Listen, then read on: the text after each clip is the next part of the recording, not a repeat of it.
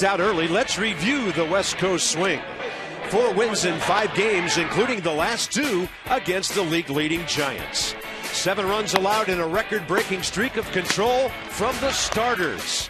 The offense healthy as well. Over 5 runs a game, 22 extra base hits. And don't sleep on the defense, highlighted by Jason Worth's critical assist last night. Try and stay with us. The Nats look to keep warm in San Francisco.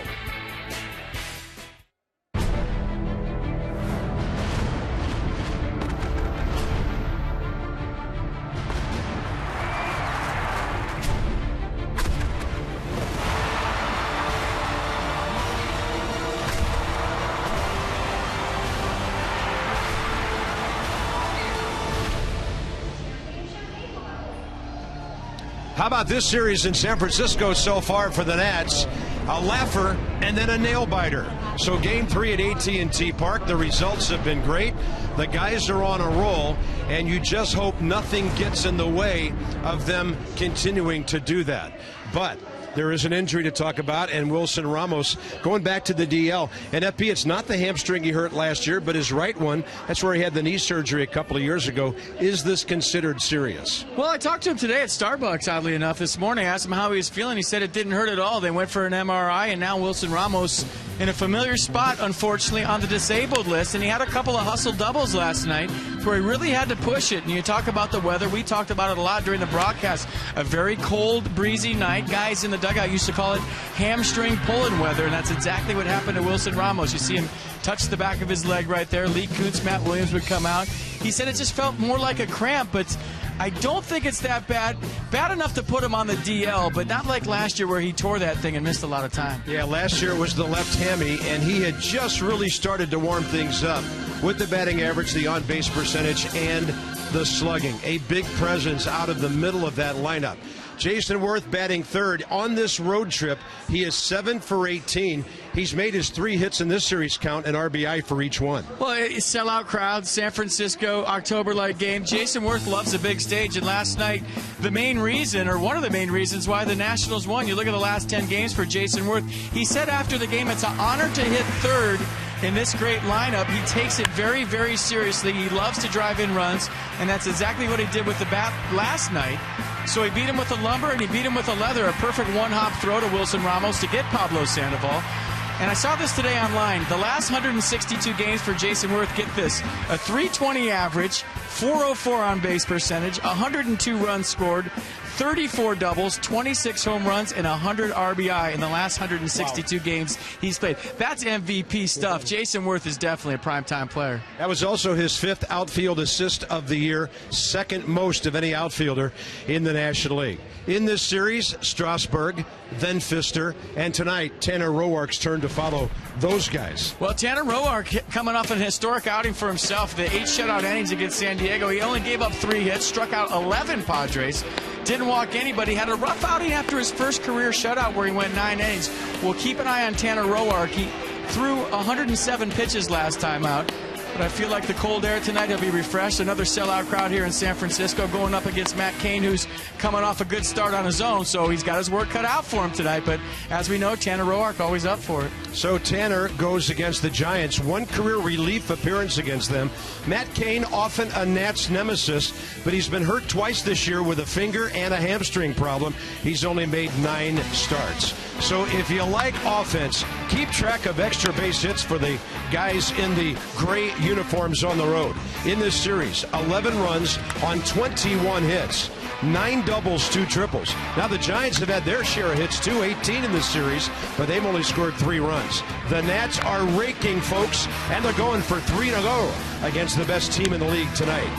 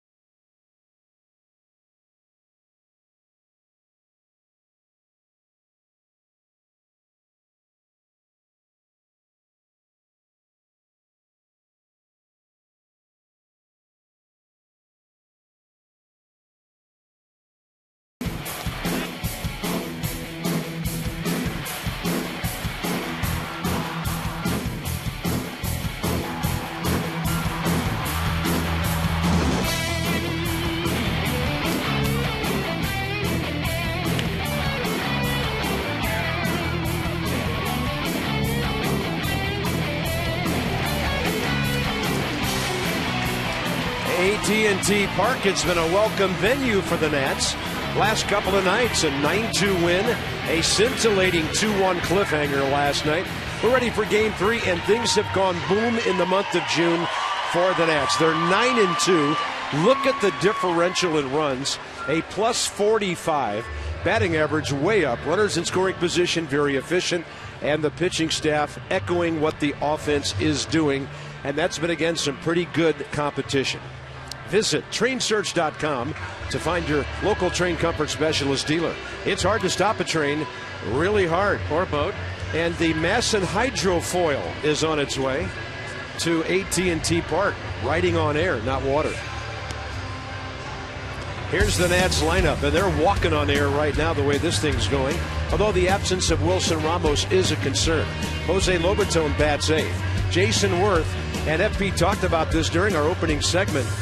You put a whole season together, it's amazing what the guy has done over a 162-game period. He's hit safely in 12 of his last 13 games. 14th career start against the Nats for the right-hander, Matt Cain. 2-seam, 4-seam fastball, 92 miles an hour. Fastball command last time out against the Mets was impeccable. Coming off the disabled list, it was his first start. Slider at 86, curveball at 77, and a changeup at 85 miles an hour. So Matt Cain making only his 10th start. He's had a finger injury and a hamstring. But we're told he's throwing the ball well. He has straightened out some mechanical issues he was facing.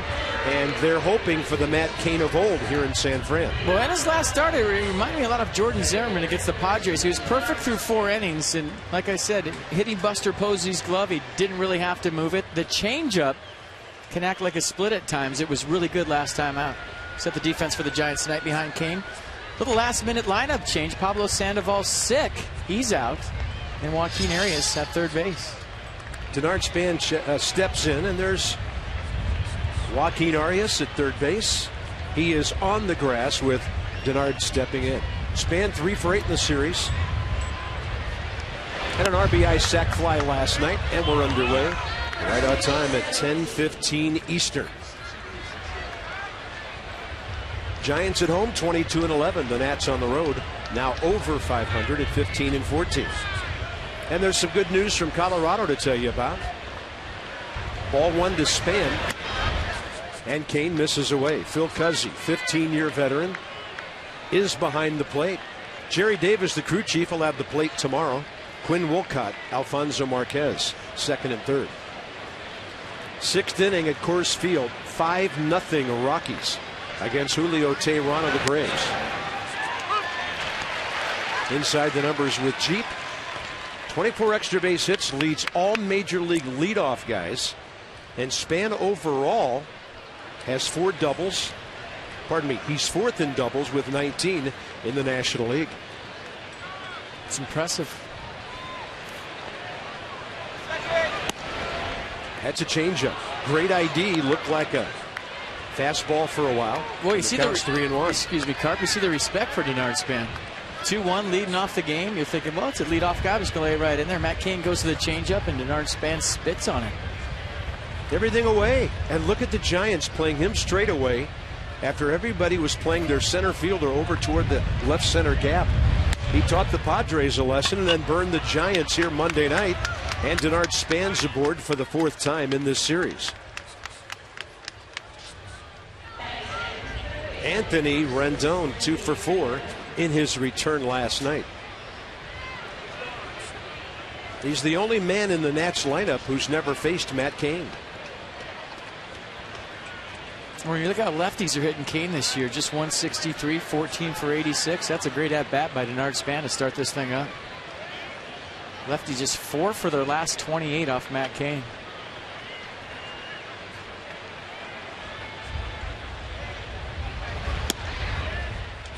Outer half for a strike. Rendon over 8 games, 14 for 33. That's a .424 batting average.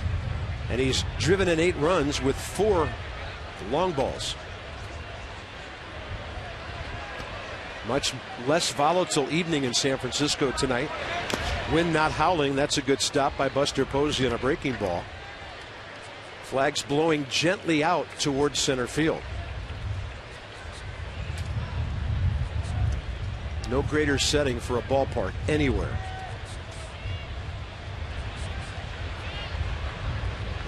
Pittsburgh's close, but I'll take this place. The bay's a little wider than the Allegheny, but you're right. Two great settings. 2-1. You see the Phillies just walked off the Padres too in Philadelphia. Reed Brignac, yeah, his first of the year in the bottom of the ninth. Padres now 1-4 in the Johnny Manziel era. He's done nothing to hurt them or help them so far.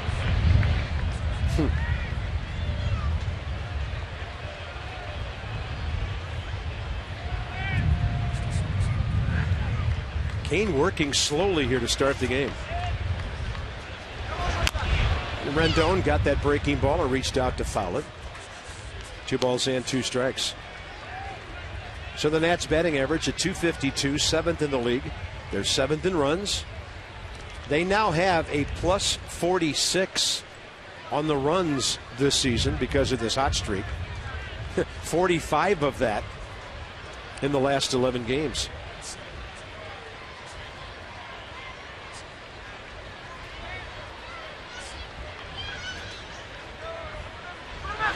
And Rendon takes a fastball low. It's another long count for Matt Cain. Well, that gives Matt Williams the opportunity to start Denard Span here in a 3-2 count.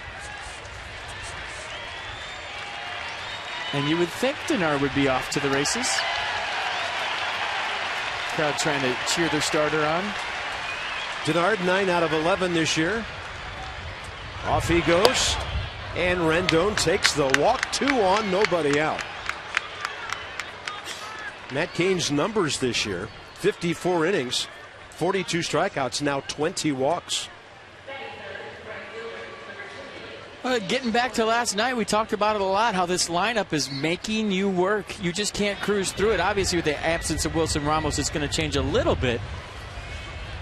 But good at-bat after good at-bat, regardless of the outcome, really wearing the opposition down to where the second time, third time around, they're really making them pay. But a couple of 3-2 walks to start this thing up got Matt Cain right in the stretch, and he's having to work hard early here. Jason Worth is 4 for 6 career against him. Already has 3 RBIs in this series.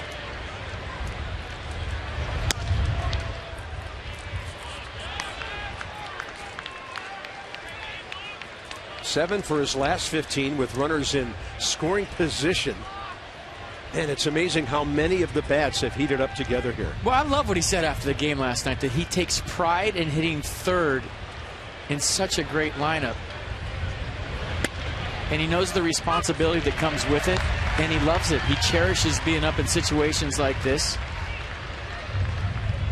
And pretty much saying it's an honor to hit third in this lineup. You'd love to hear that from a guy, don't you?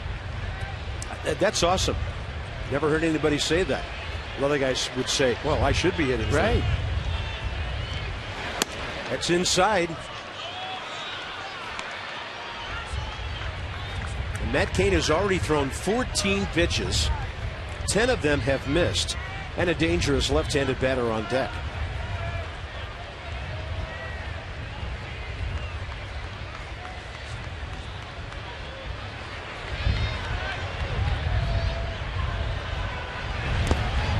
That is low. He's not been able to throw that fastball or the slider. Low in the zone for a strike, and he's within 1 pitch of loading the bases without the Nats swinging the bat. Well, he's not finishing right now. Cutting off the slider, cutting off the fastball. When Matt Cain is good, he's throwing through the target, almost like the catcher's setting up at the backstop. But right now he's choking it off, doesn't have his command, and I think Denard Span getting him right in the stretch is key. Jason Worth looking for something right down the middle that he can drive.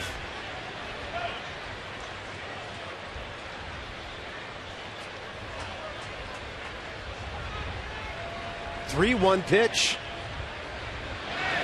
Way outside, bases loaded. I mean, Buster Posey had to get out there in a hurry to grab that. And you would expect Dave Righetti to come out and visit his starter.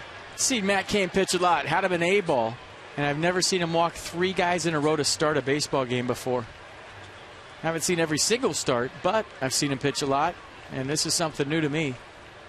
And that's trying to take advantage of Kane early here before he settles in, and really trying not to let him settle in at all.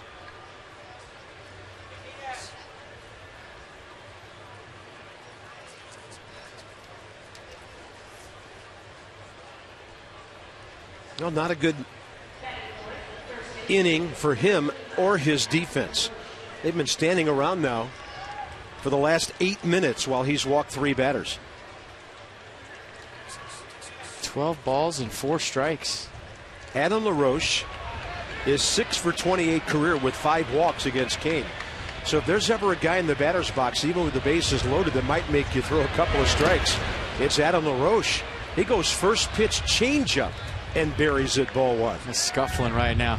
Got to get him in the zone. Can't help him out. Kane against the Nats' career in this ballpark, 3-1 with a 1.80 ERA. And he has 3 complete games against the Nats. Adam LaRoche, great numbers, but throw out those numbers until this guy throws a strike or 2.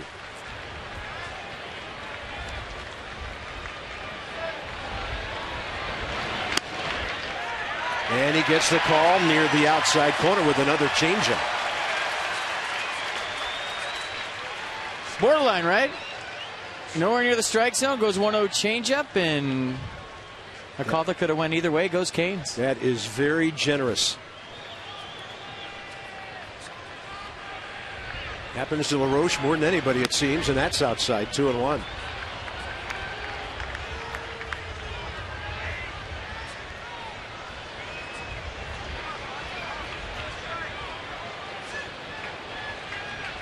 You got to take advantage of this opportunity right here, right now. And Tanner Roark would love to jump on that mound in the bottom of the first in a hostile environment with a lead. And LaRoche will hit it hard. Base hit. Span and Rendon will score easily. Worth to third easily. Adam LaRoche delivers his 32nd and 33 RBIs. 4 straight runners. It's a 2-0 game. Well, got a pitch down, but stayed through it nice. Another changeup for Matt Cain did not fool Adam LaRoche a bit. And Brandon Hicks playing LaRoche to pull. Can't get there. And that scores Denard Span, who walked. And that scores Anthony Rendon, who walked. 2-0 Nats, and there goes the no-hitter. With a beard. Adam LaRoche now on base 6 times in this series. And that's his 12th RBI in his last 15 games. Strike 1 to Ryan Zimmerman. First time he gets ahead. Zimmerman against Kane. 7 for 28 career with a home run. Ryan still looking for his first base hit in a hard luck series. That's a chopper away. That's going to score a run. Kane could not turn and throw home. And that's a productive out for Ryan Zimmerman. In some ways, better than a sacrifice fly. It moved up both base runners. Well, oddly enough, Matt Cain went on the DL with a hamstring, and it was on a play similar to this, kind of on the backside of the mound where he stumbled throwing to first base. And I think had that not happened to Matt Cain, he might have turned and thrown to home. Maybe had flashbacks of pulling his hamstring, stumbled coming off the mound right there. And the Nats take a quick, and I mean quick, 3-0 lead. And there's another runner in scoring position for Ian Desmond. He's had success against Kane career, 5 for 12 with an RBI. Having a great series. Ooh, slider right down the middle.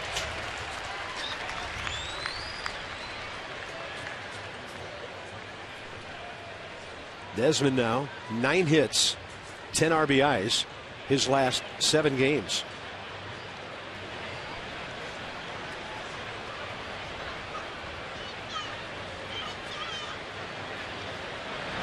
And a fastball away. Ian Desmond in his career loves the month of June, evidently. Last 3 years, 300 over 60 ball games, the home runs and the RBIs.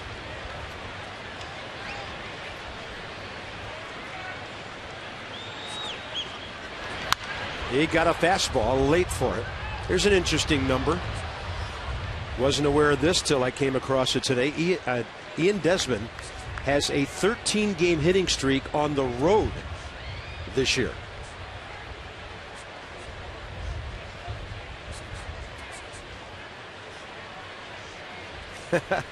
When they score in the first, the Nats play 800 baseball. Well, it goes that whole thing where the pitchers know they don't have to be perfect. 1-2.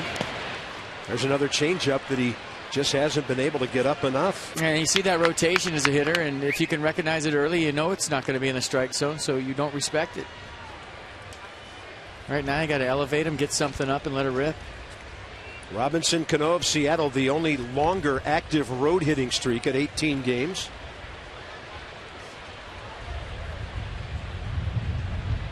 And over the last month, Desmond has more homers and RBIs than any National League hitter away from home. 2-2. He got a slider that was hanging right in the middle of the plate. Hit it sharply, and Brandon Crawford throws him out. 2 down.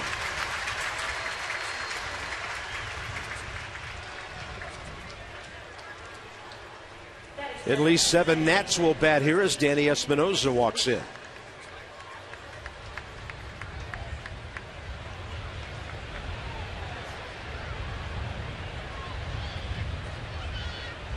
On board a couple of times last night.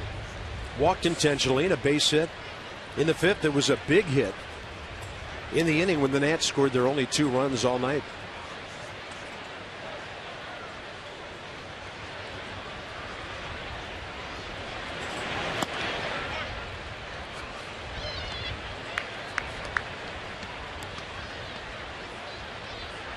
Espinosa against Kane. Career 2 for 9 with a home run.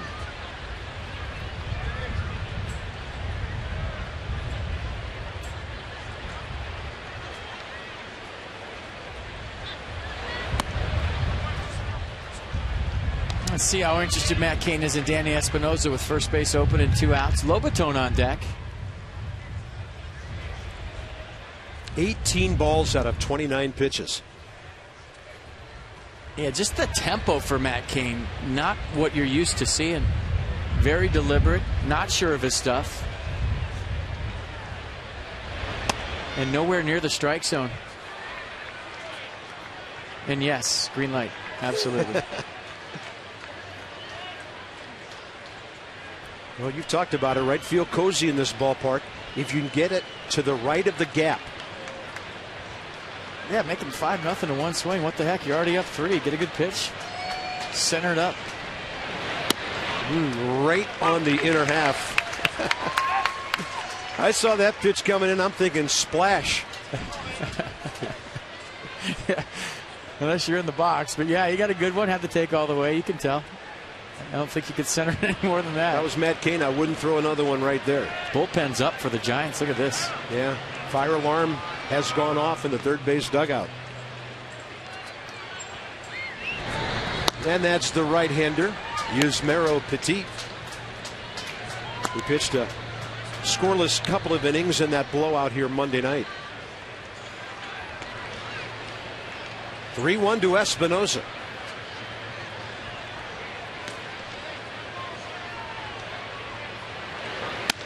He walks. 4th walk of the inning.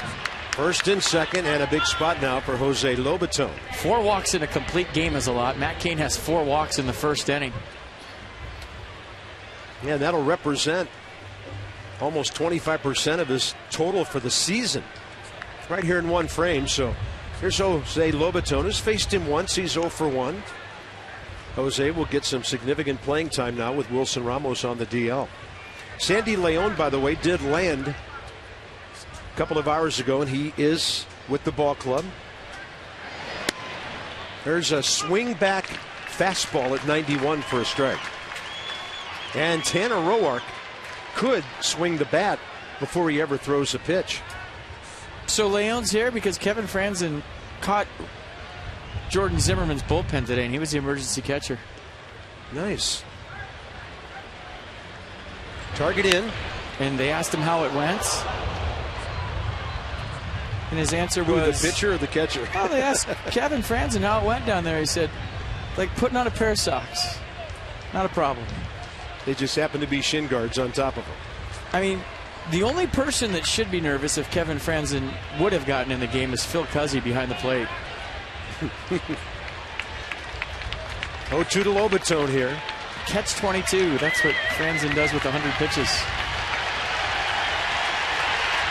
He'd have been fine. I think you stole that line from Bob Uecker. Yeah. We used to go on the Tonight Show. Absolutely. Fastball up. Now Kane's thrown 35 pitches in the first inning.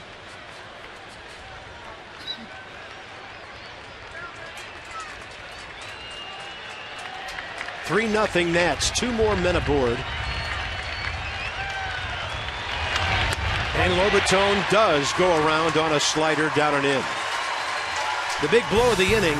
Nobody out. Bases loaded. Adam LaRoche hits it hard. They played him to pull. And the Nats get 2 there. A Zim grounder. 3 in the first.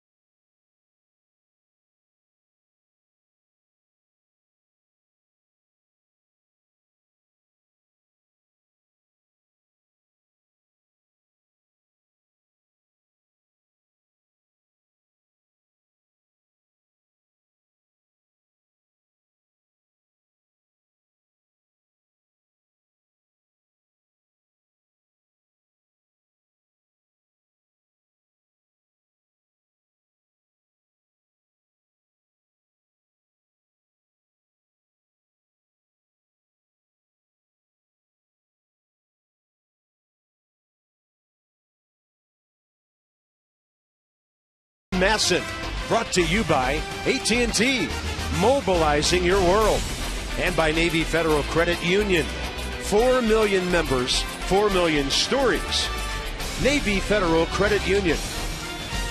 This is footage from a previous ball game because Tanner Roark hasn't thrown a pitch yet tonight. There are your RBI guys. LaRoche, the big 2-run single, the Zimmerman ground ball. And now the best thing Tanner could do would be to go out and shut down these Giants. They've had 18 hits in the series, but they've only scored 3 runs. Can't blame it on Buster Posey. He has an 8-game hitting streak, 12 for his last 34. With runners on base, he's tough. Just a good all-around ball player, MVP guy in the past. Giants are 9th in the league in hitting and 4th in runs. And here's Tanner's arsenal against San Fran. 2-seam, 4-seam fastball average in 91. They get up to 93, occasional 94. Slider 83, curveball 72, changeup 82. And even though he has a complete game under his belt, I think coming off the best start of his career. 8 shutout innings, 3 hits, 11 strikeouts, no walks against the Padres last time out. He's thrown 211 pitches total his last 2 starts. 107 down at Petco Park. 13th start, trying to get back on the winning side of the ledger. He's 4-4. And Angel Pagan, 1 for 6 in the series, leads off. Only 5 Giants in the lineup tonight have faced Roark, and that was in a 2-inning relief appearance August of last year. In fact, Pablo Sandoval, one of the guys who had a hit against it, but he was scratched tonight. And there's a comebacker. Roark right to LaRoche for the first out.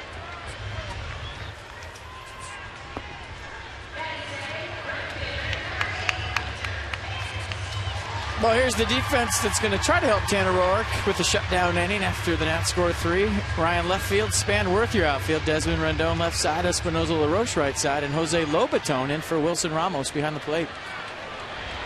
If you're just joining us, Wilson placed on the 15-day DL with a pulled hamstring. Here's Hunter Pence. 2 for 7 in the series. Roark keeping the ball down so far. 7th in the league in hits and 4th in runs. The always in motion Hunter Pence. That one runs right back to the outside edge at 90. Rockies have added a run, 6-0 Colorado. And the Rocks are batting in the bottom of the 7th at Coors Field. That's a great pitch at the knees. Mercedes-Benz likes it. But I think confidence level high after his last start for Tanner Roark, and he's doing what he did early here. Same thing he did against the Padres, down in the zone and running back the fastball. Wow, right back to the outside corner. 2 quick outs. 62 Ks on the year, only 18 walks in 78 innings. A little two-seam run back. You can see Hunter Pence's hips flying out of there. He's looking inside. Front shoulder goes, hips go. There's no way he can reach that. And the way he took that pitch, that fastball looked like it was a mile away, and it actually had plate. Here's Buster Posey.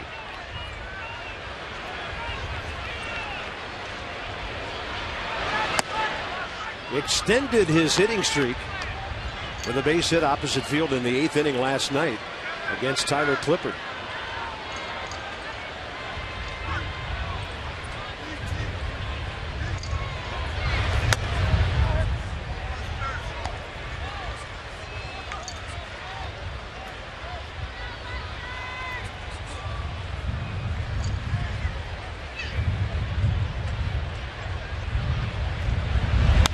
On a pitch up.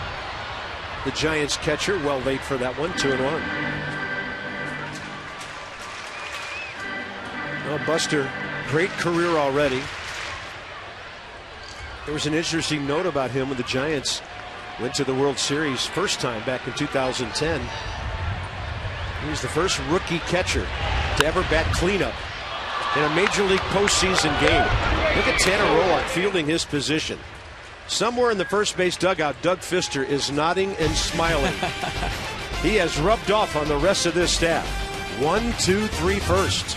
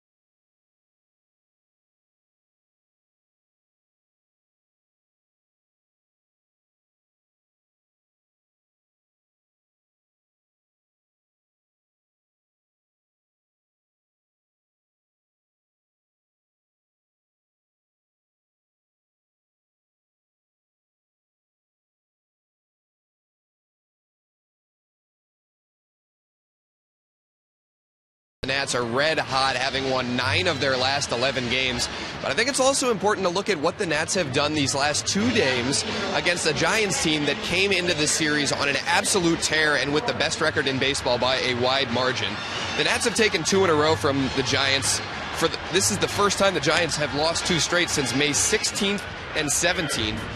They hadn't scored 2 runs or fewer in back-to-back games since April 21st and 22nd, and with a win tonight or tomorrow, the Nats would give the Giants their first series loss since May 20th to 22nd. So, yes, the Nationals have been playing well. They took a series from the Rangers. They took a series from the Phillies and the Padres recently. But I think what they've done these last 2 games against the Giants, a team that's playing as good as anyone in Major League Baseball, has been incredibly impressive out here in the Bay Area. Agreed, Mass and Dan. And those were the Marlins who did that to them back in May, a couple of consecutive losses. And that report from AFCEA, the Association for Global Security Professionals. Tanner Roark 3 for 19 with a bat this year. And Matt Cain delivers one in good fashion to the outside corner. And anytime your pitcher's leading off the second inning, it's a good thing. You got that right. 36 pitches, 15 strikes for Cain in the first. Roark late for the heater. Tanner, by the way, his first inning, 11 pitches, 7 in the zone, and he got 2 assists as well. With the strikeout, he was directly responsible for all 3 outs. He got a piece of that breaking ball. Pretty good job just to make contact with that big hook.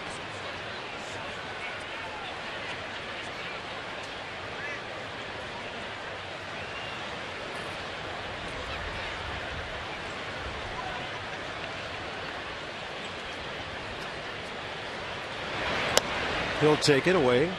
2-2. Well, it's another packed house and another quiet packed house, and the Nats are hoping to keep it just like that. Nats have dropped a shroud of fog over AT&T Park for a couple of days here. And Roark will fly one to right. It'll back up Hunter Pence. First out, top of the second. You can enjoy dollar hot dogs, and this is presented by Hatfield at Nationals Park on Wednesday, June 18th, as the Nats welcome the Astros. 7:05 p.m. start. Dollar hot dogs will be available for purchase at all Nats dog stands and additional selected locations until the start of the 6th inning. That's while supplies last. Feeling pretty good. Yeah. They've got a Virginia baseball fan there. I bet he knows Javier Lopez, a former Cavalier, is in the Giants bullpen. Well, the real question is if Jason Worth left his brother tickets again tonight. I don't know, man. That guy was scowling. He may not have been in a mood to come back to the ballpark. And his friend wasn't looking real happy next to him either. Jason Worth and Rick Shue. He loves the big games, man. That's prime time right there. The bigger the game, the better he gets. That's why he's so good in October. Been there, done that. And this had that feel last night. Span waits for the breaking ball and goes to left with it. Gregor Blanco. Well, Cain getting ahead now. Inside the numbers from Jeep. So this season, as opposed to the first 51 games, the last 12, run production up almost 2 runs a game. Batting average way up. 40-plus points, and with runners in scoring position, no contest. Get hot for 2 weeks, a lot of things can change. Now you just have to keep it going. Rendon will drill this ball to center. That'll back up Angel Pagan, and a quick inning, 2 contacts for Matt Cain. Nats 3 in the first, trying to make it stand up for a while.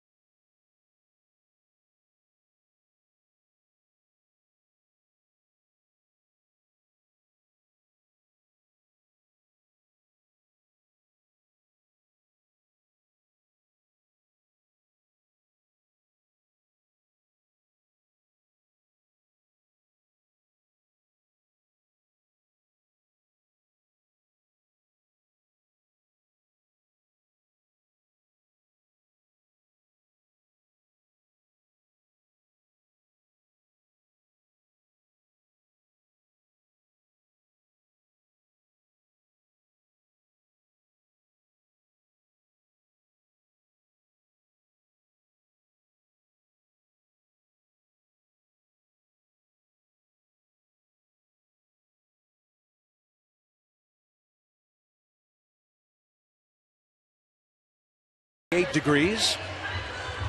And a moment in history brought to you by University of Maryland University College. Edwin Jackson. And a long ball from Adam LaRoche. The Nats took care of the Blue Jays 6-3 in Toronto. And that was that 6-0 road trip, FB, to Fenway Park and to the Rogers Center that really sort of cemented what the Nats were doing in 2012. Well, a lot of people thinking the Nats are playing like 2012 right now, and how eerily similar is it that it's on the same road trip? Same time of year. That's when they locked it in and kind of showed the baseball world when they swept the Red Sox in Fenway that they were for real. There's that run back fastball to Michael Morse. Michael in the series 1 for 6, hit by a pitch. The Nats have pounded him in, but that's not really what Tanner Roark does as a rule. It's a breaking ball away, and Morse able to hit it up the middle. Tanner works the outside for the most part to right-handed batters. Well, Michael Morse, as we saw when he was a National, is one of the smarter hitters you've ever been around. He's a guy that'll set you up. He's got a game plan every time he's up there. So baseball IQ off the charts, and you see right there, looking for something soft, sitting on it, going right back up the middle. Absolutely knows what he's doing. Guys talking about him all day, how they miss his presence in the clubhouse, and they just miss his baseball knowledge. Sharp cat. Brandon Crawford's on a 6-game hitting streak. And he'll drill this one out to left center, but Denard Span's cruising to it. One pitch out after the first base hit. And of course, the Giants missing Pablo Sandoval. He just took ill before the game, not feeling well. They took him out of the lineup at about 6:45 local time tonight before this 7:15 game. So they bump Morse up to 4, Crawford up to 5, and now Brandon Hicks from 8 to 6.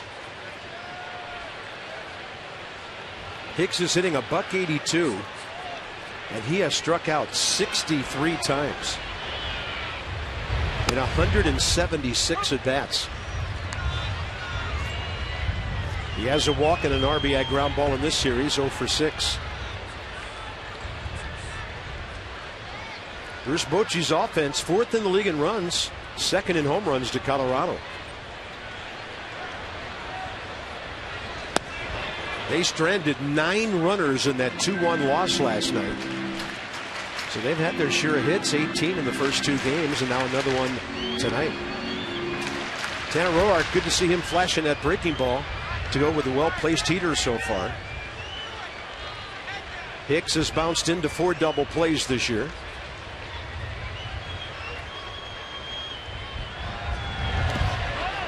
That's close to a swing. It'll be ball 2. Now, if Roark gets it done tonight, the Nats would have 12 consecutive quality starts. Their starters have had 10 of the last 11 decisions. Steve McCaddy has done an amazing job with this bunch. Absolutely, but they need to figure out another term besides quality start. And that's a called 3rd strike as Roark drops a breaking ball on Brandon Hicks. Because quality start doesn't even begin to describe what the Nats starting rotation has done recently. I mean, quality start is almost an insult to what these guys have accomplished on the mound. Agreed. 6 innings, 3 runs or less. No, sorry, they're going above and beyond the Call of Duty when it comes to that. So figure out a new term besides quality start, because it's not even close. Now here's some that ERA was 1.17. That's under a third of what a so-called quality start is, because that's a 4.50 ERA if you go 6 innings and give up 3 runs. So I'll take your 4.50 and drop it down to a 1.17. Now there's some quality. And a strike now to Gregor Blanco, who's 0 for 2 career against Tanner Roark. I think historic is a little bit close to the term you might think of with the strikeouts to walk ratio. Blanco in this series 1 for 8, led off Monday night, and he gets time. as the leadoff guy that evening. He went 0 for 3 before an 8th inning single.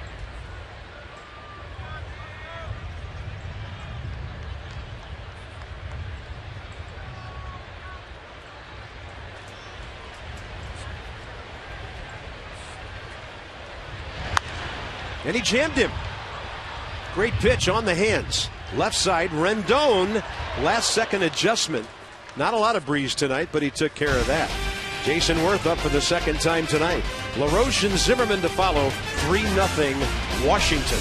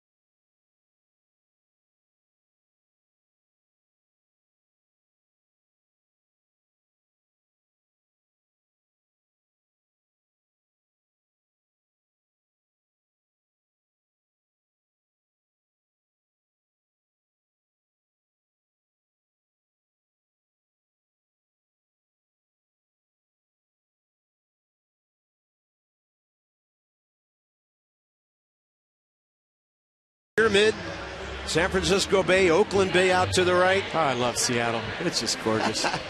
And there it is, AT&T Park. Seemingly, this is a lot like Pittsburgh when we see this shot. Seemingly the ballpark below the water level here. It's something else, this place.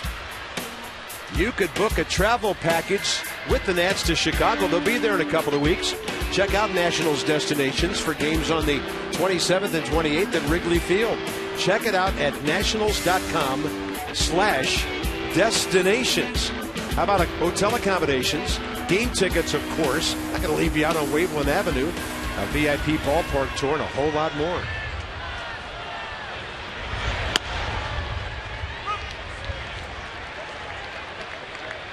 Worth walked and scored first time up.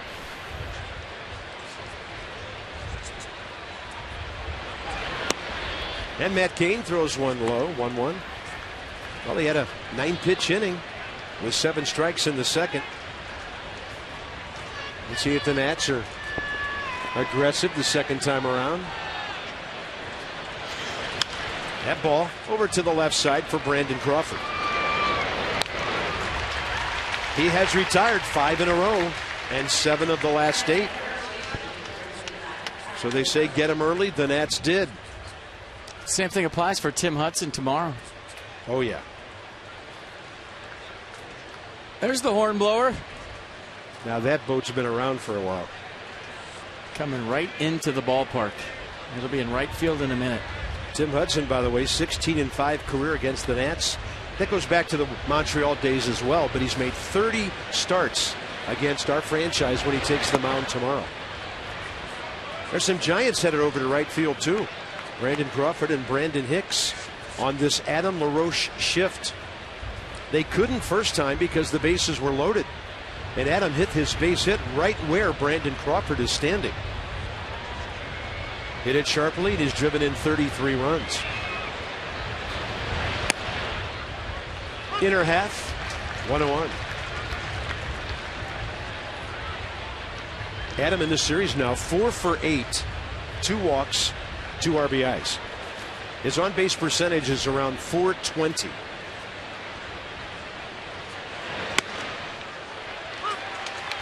Well, he tried to hold 1-2. Did I swing?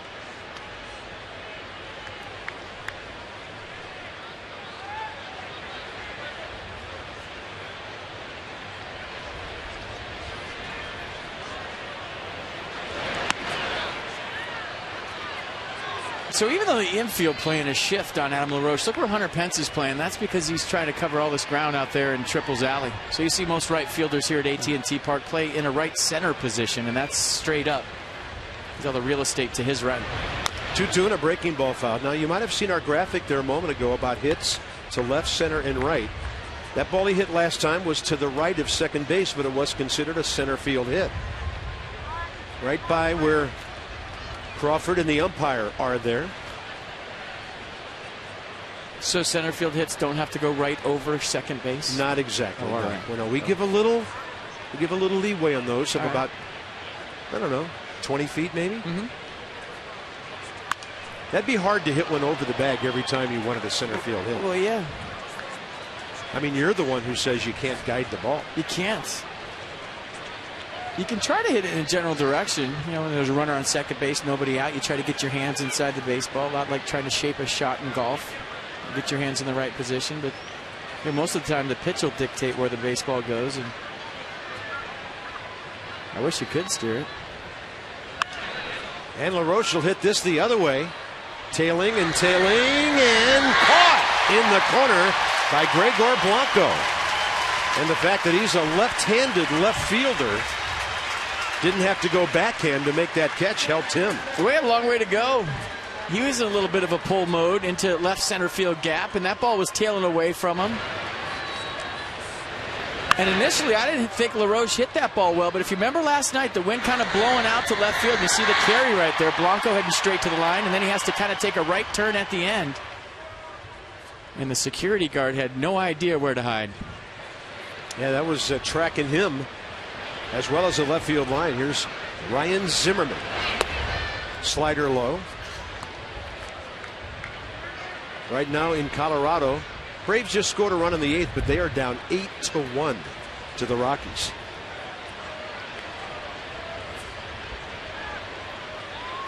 Marlins shut out at Texas tonight, 6-0. So the Nats could be alone in first place. 7 innings from now. A lot of work to do in San Francisco tonight. I'm surprised that security guy didn't ask Blanco for his credentials. They a little tough here. I mean, he's not doing his job, is he? Okay. Right there, Blanco's right there. I got to see your ID. I think the uniform, you know, if you got a number on your back, I think that's good. You see, Blanco did not have that around his neck, and he didn't ask him for it, and he's probably going to get in trouble.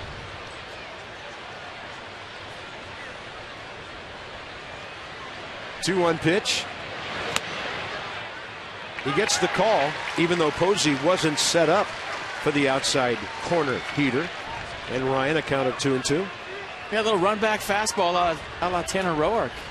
And Posey stayed pretty quiet, reaching for that ball.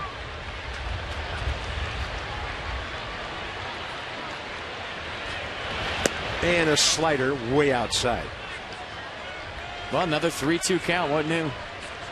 He has thrown 60 pitches in 2 2/3. 8 o'clock here in San Francisco. Thanks for being up late with us. We appreciate it all week long. We'll make things a little easier for you over the weekend.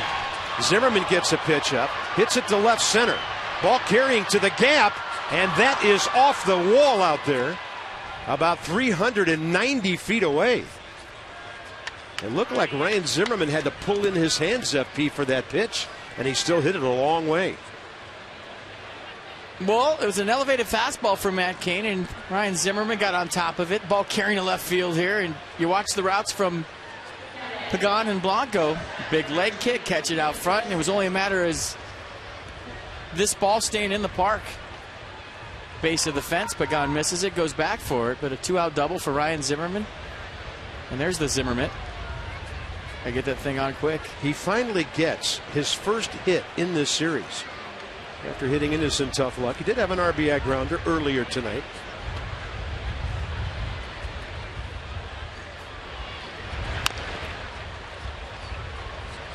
Well, maybe you stall the Matt Cain Express with a little 2-out lightning here in the 3rd inning and put him down by another run. He had settled in pretty nicely before that double. 12th extra base hit in the series in just a little over 2 games for the Nats. Yeah, the Nats are treating this place like their home park. plugging those gaps.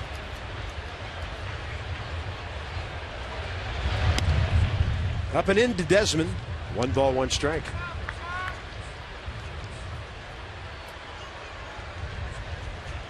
He just could not get that changeup over early. So most of that 45% not strikes. Well, mechanics are definitely out of whack. He's all over the place tonight. And if you watch his last start, he didn't miss the target once. And the Nats are trying to take advantage of that and add on right here.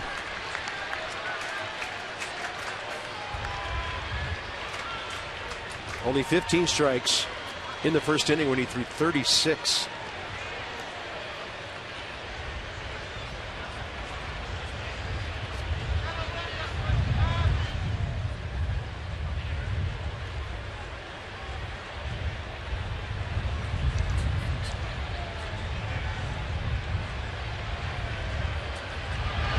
And a fastball up and away, 2-2. Yeah, having watched Matt Cain pitch a lot over his career, the one thing I always used to look for is foul balls and hitting counts off a fastball. And they used to be a lot, to where it's 2-1, guys are geared up and they're late because he has that late hop, that giddy up the last 5 or 6 feet on his fastball.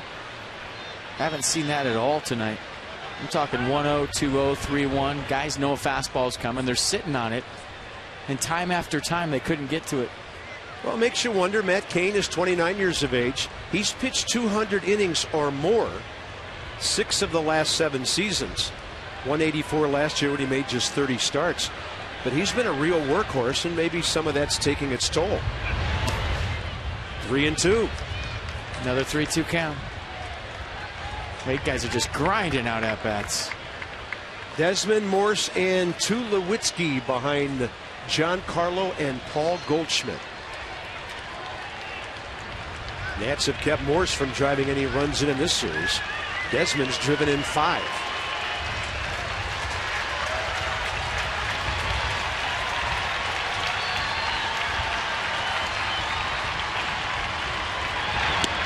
Slider is going to get him at the knees. Well, I figured with first base open, me and Desmond wasn't going to see a fastball.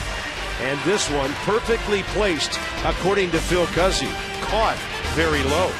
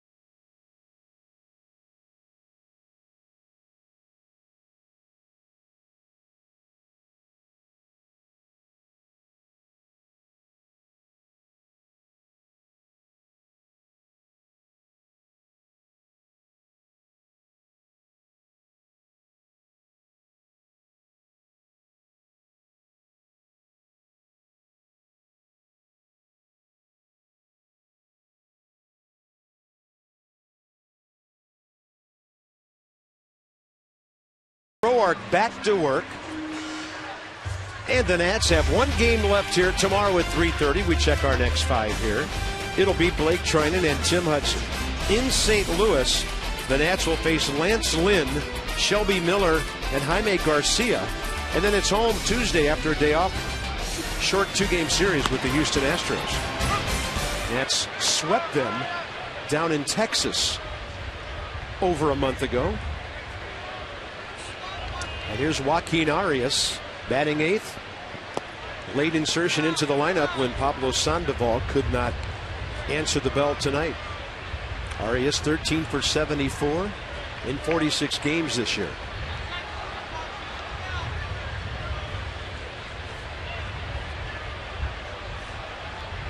And the curveball is outside. Arias, 29 years of age, from Santo Domingo of the Dominican Republic. Pretty good for the Giants last year. 102 games, hit .271. Good part-time player on the infield. And that's a fastball that he sends right back from where it came. Second consecutive Giants leadoff single, and Matt Cain, a good bunter, will have a chance to sacrifice. Get last second spot start, get yourself a knock. It always happens, doesn't it?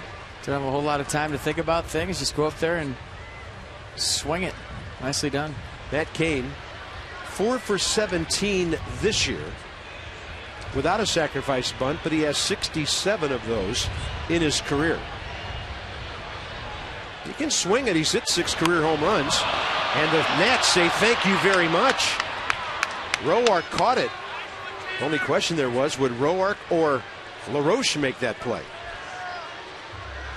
Well, Matt Cain did a smart thing, and he ran. A lot of times, pitchers, when they bunt the ball up in the air, they'll just stand there, and if they don't, you can drop it and turn two. The reason you run is, you look at the pitcher real quick. If he's not running, you drop it, you turn a double play. But even though Matt Cain didn't execute the bunt, he did run. A nice play by Roark, and a thank you very much out.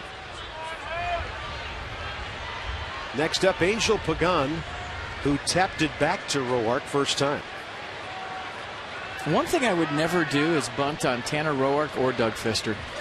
I mean, those guys are like shortstops pitching.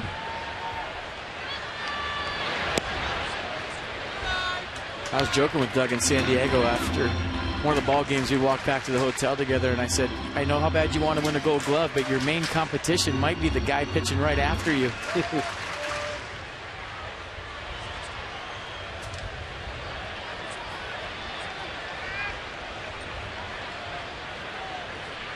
And he agreed.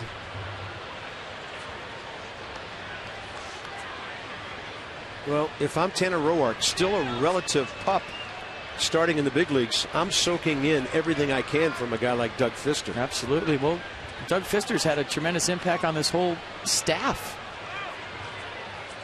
And how serious he is, how professional he is, his work ethic between starts, and just how intense a guy he is. And not so much on the mound. I mean, we all see that as fans, but I'm talking about between starts. He's had a big-time influence on this staff. Roark, changeup, and he's fallen behind Pagan 2-0. Kind of going about your business sort of thing. Not that the rest of the guys didn't work hard, but when you see a guy with a resume like that, a World Series appearance, all the playoff and October starts, and then you see how he works and how hard he works, you get in a guy like that's head, you ask him as many questions as possible, and you try to emulate him.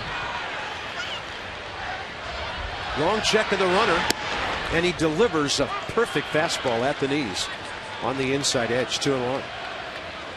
Angel Pagan has bounced into 3 double plays this year, but as FP has noted during this series, he is not running anywhere near as quickly as he usually does.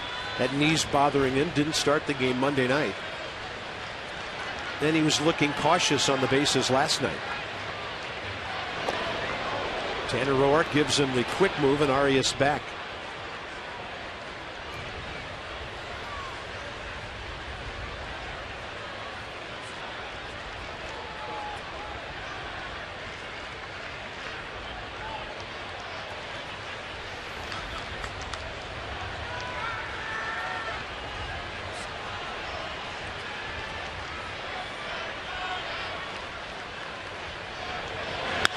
On a pitch away, fly ball to left. Ryan Zimmerman makes an adjustment to come in and grab it for the second out. Ryan told me today that left field has been great so far, and he said, I don't find my mind wandering at all out there. He said, I'm not thinking about at bats. I've always been a kind of guy who just takes those previous at bats and tosses them, kind of like Pagan did that bat there. Ryan is totally into what he's doing out there right now. Right now he is. Give him a month. Dog days of July and August, you get a little distracted? Well, it's so new to him right now. He's thinking, well, if I get it right here, if it's on a hop, I'm going to throw it to second. If it's not and it's slow, I'm going to throw it into third. You know, this guy's hitting it there, and then when it becomes second nature, and there's not a lot of thought process going on out there, that's when your mind starts to wander, and you start thinking about your at-bats a little bit, maybe, looking at some fans in the stands, and you don't have an umpire to talk to, a third base coach to joke with. So right now it's all new, and there's a lot of focus out there. But from a former infielder that went to the outfield, in about a month, he's going to be a little bit bored. But all the time being relaxed. You're not having to worry about making that throw across the infield. There's a good fastball at the knees. But I thought that was interesting what Ryan said. He said, even when I played third base or out here, I've never, he said, I erase it after an at-bat. I don't think about previous at-bats. Nothing. You might think about what adjustments you make next time around. That's what I used to do. Think about what I'm going to do the next time. He gets the call at the knees, and he should, after the call Matt Cain got against Ian Desmond last inning. Well, his knees are halfway up his thigh. Look where his pants are. Yeah, but don't let the socks fool you. Come on. I mean, I've never seen pants that high. Those are over the knee. If he was in the NFL, he'd be getting fined. Look at that. Hunter Pence has taken knickers to a whole new level. 1-2 pitch. And Roark with the curveball away, effectively blocked by Lobaton. And once again now, for the next couple of weeks, at least most of the time, we'll get to watch the defense and the handling of pitchers of Jose Lobaton back there. Well, Sandy Leon did a great job first time up handling the staff. He runs a nice game back there. He does. He's a good receiver. Throws very well. Calls a great game. Big fan of Sandy Leon. 2-2 to Pence now. Runner goes. And a fly ball to right. It'll back up Jason Worth, but he's at the edge of the track to grab it. And Tanner Roark, after getting 3 runs, has put 3 zeros on the board. The San Francisco Bell. Brief visit to the Cove out.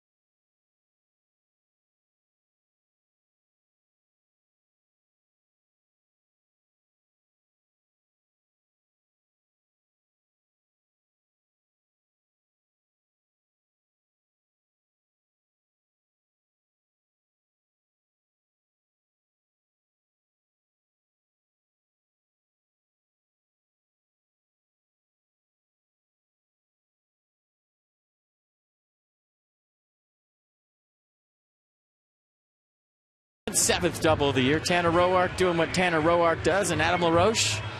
2-run single in the first to put the Nats on the board. These are Geico highlights.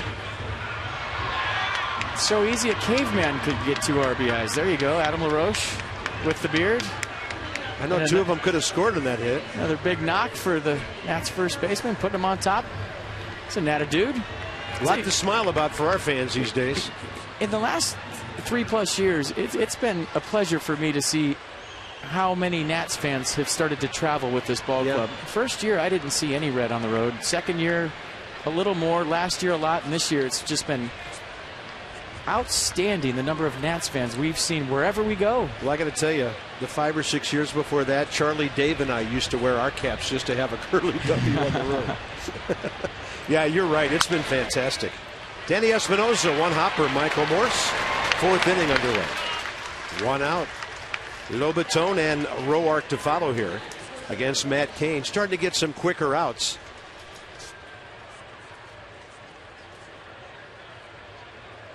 He's retired 10 of the last 12 batters since the LaRoche two-run double, or rather two-run single in the first.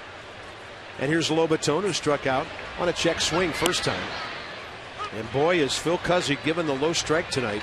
And that serves well for Tanner Roark as we look ahead through the middle innings here.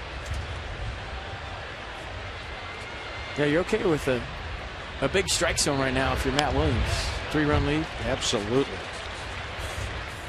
All right, you know the drill. It's time to tweet your photo, and you know the hashtag #MassonFanPhotos. Have a chance to show it in the broadcast. That's brought to you by AT&T.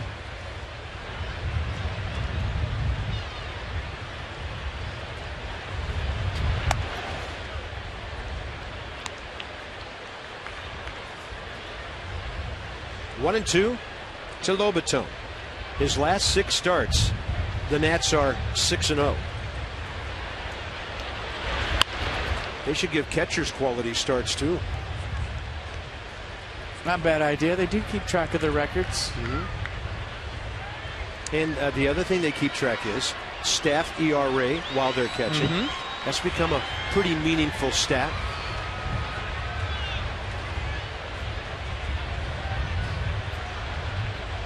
Lobaton's catcher's ERA 3.21. Wilson Ramos, and that's a little bit outside, 2.87.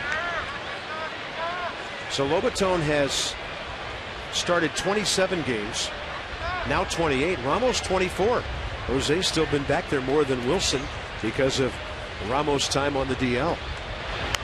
You know, it might be interesting to keep an eye on if Wilson Ramos's game calling had any influence on Jose Lobaton. You remember early on, Lobaton liked a lot of off speed. American League. Wilson Ramos came back and called a little bit more fastballs. Yeah, I thought that was a good call on your part. His background, American League. Ramos, National League guy. And Tampa Bay really emphasizes the changeup a lot. And we had noted early in the season with Wilson out that the Nats have thrown more changeups than they ever had before as a starting rotation.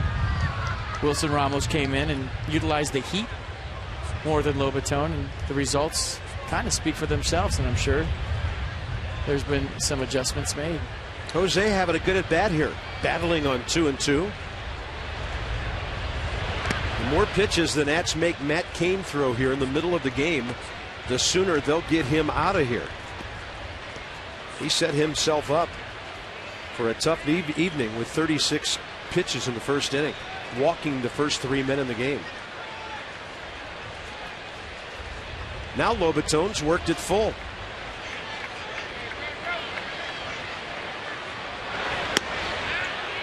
Inside with a slider. What a take.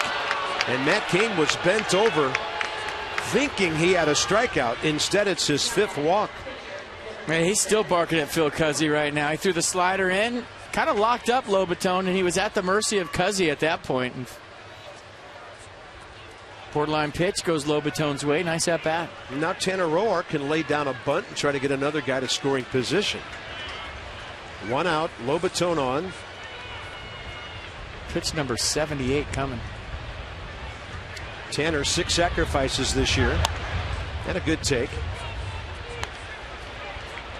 This guy is 7 for 34 as a big league hitter, and he has 7 career sacrifice bunts.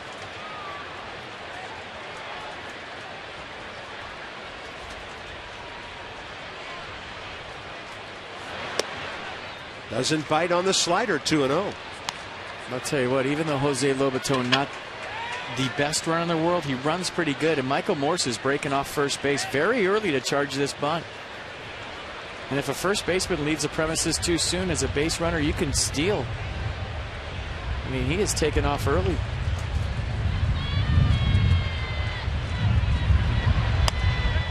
And Roark then went stabbing at that one, which was up a bit.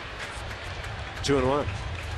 And you just saw it was a great shot of the corners charging with a 3-run lead. If you're Tanner Roark, you handle the bat well. A lot of managers will let the pitcher decide if he wants to butcher boy or slash, meaning he can pull this back and go ahead and swing away. Look where everybody ends up at the end. And a 2-1, and Roark fair for a couple of bounces and then foul. Counts 2-2.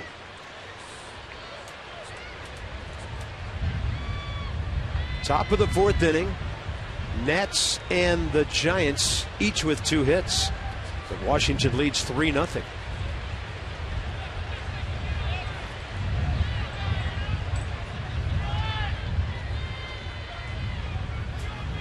We've got a lot of shots of Matt Williams in the dugout this year. How many times have you seen him talking? Few, very few. Right. Now that's a good bunt by Tanner Roark. Michael Morse to the second baseman, Brandon Hicks. Roark gets it done. Lobaton at second, 2 outs. What I mean by that, he's, not a man of a lot of words, and when he does say something, it means something. He's not always talking to the coaches left and right. Every shot we get, he's very stoic. Not saying a whole lot, but when he does talk, everybody listens.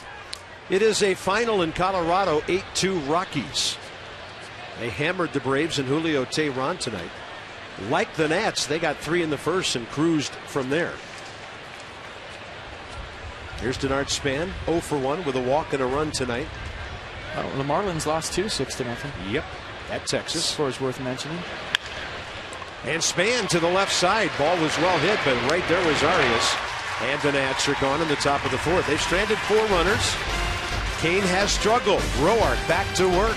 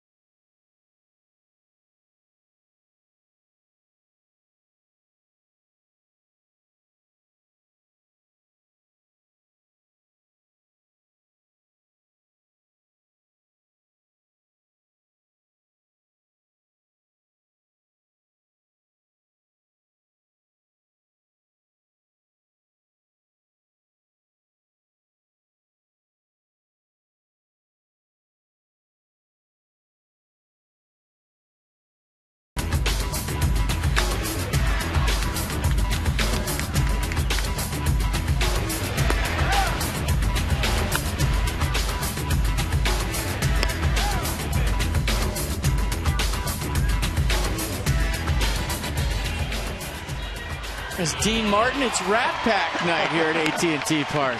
Yeah. Hey, Frank Sinatra, Dean Martin, Sammy Davis between innings, and we're loving it. 3-0 Nationals, bottom of fourth inning. Experience a Nats game at the next level by enjoying it from a Nationals Park suite. Options include party suites, luxury suites, and the all-new Silver Slugger suite. For more information, call 202-675-NATS or go to the website. Bottom of the fourth inning, Posey, Morse, and Crawford. And a big frame in the middle of the game for Tanner Roark. Buster Posey threw the box first time, and Roark stabbed it and threw him out. Curveball for a strike. 36 pitches, 24 strikes so far.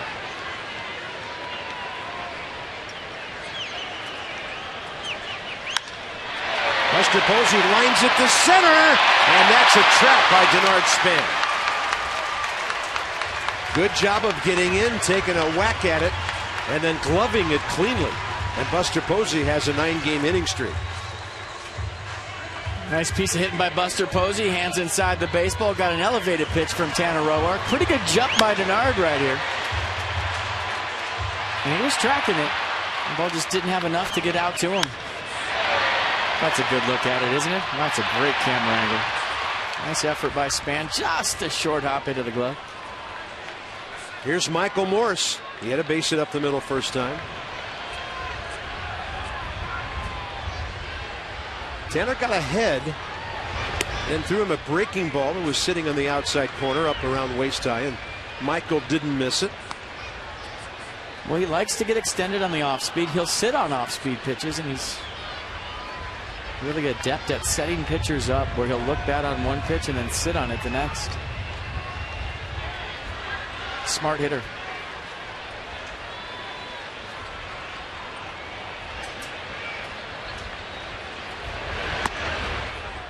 Two and 0. Dangerous count.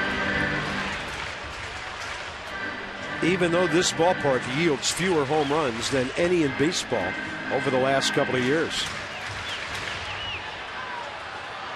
The Nats have had success on the inner half with Morse so far in this series. And Tanner hasn't thrown one in there yet. But how do you do that when it's 2 and 0?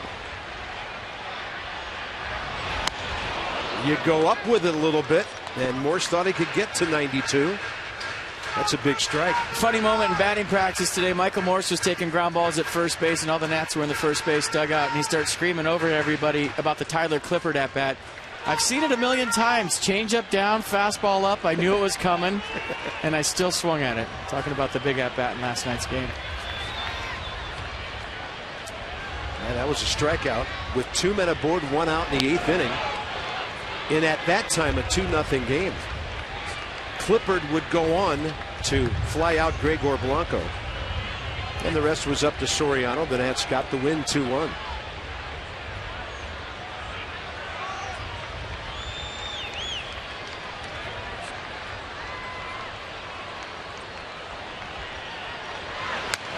Breaking ball. Had him flexing his knees and going down to get it. Boy, that's the one you got to really be careful on with Morse. He'd love to get extended on the slow, on the off-speed out away. I mean, he's basically made a career on it. You see a big guy, 6'5", in the batter's box. He hits the ball far. What do? Try to throw the off-speed away? Well, that's right into his power zone. Look how deep the left fielder is. Well, he likes to hit the ball to right center. That's where his power is, and I quite frankly thought he'd be frustrated with his ballpark, but he's made it look small. 2-2. And Roark runs one in on him to strike him out. Now that's pounding Michael Morse inside. Nissan will track his 3rd K of the game. Well, he saved the best for last. You see the sequence, everything kind of up in the zone, and Morse has been chasing up, but most of the pitches away and soft, and then he goes hard in to finish it. Where a lot of times you'll see pitchers go hard in early, soft away late. They did the opposite to Morse right there, and it worked. Yeah, Michael was pretty late for that 93. Brandon Crawford now with 1 out. He flied to center first time. Left-handed hitter with pop. 7 homers, 33 RBIs.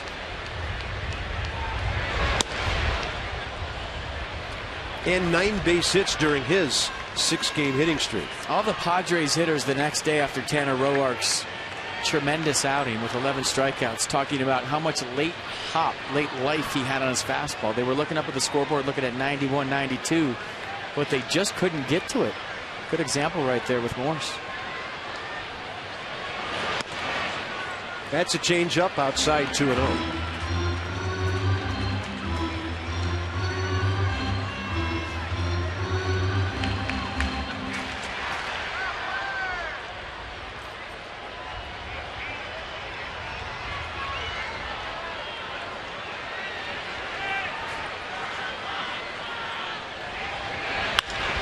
Ball drilled to left center on a fastball up. Heading for third, Posey. He's going to be able to score now as it gets all the way out to the track. A play at third. And the Giants are on the board with a Brandon Crawford triple. And he's one of the league leaders in triples. That'll be his 5th of the year. And a big hit for San Francisco. We called it. It was up. First pitch to Crawford was up. This fastball right here elevated. Crawford doing a nice job of staying on it, driving it the other way. And I think Denard Span and Ryan Zimmerman are getting used to each other, kind of wondering who was going to take that baseball. Both guys kind of looked at each other. The ball went all the way to the track, and that may have turned a double into a triple. Crawford runs decent. But he's not a burner, neither is Posey, and the Giants on the board with their first run. Infield back with one out. Nats have a 2-run lead. Brandon Hicks, the hitter. And Roark got him on a curveball looking first time up. That slider misses.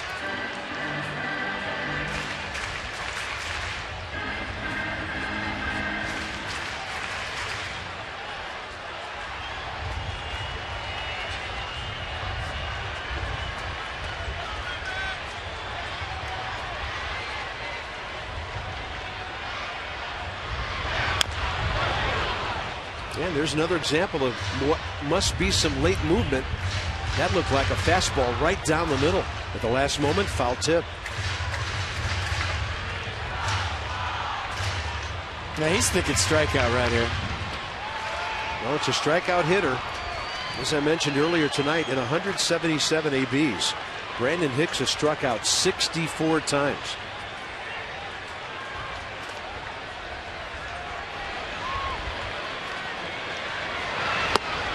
Great breaking ball, unreachable. 1 ball, 2 strikes. Yeah, pretty good off-speed pitch right here. The slider at 84, and Hickson pull Mood over the top. Maybe pull Mood too.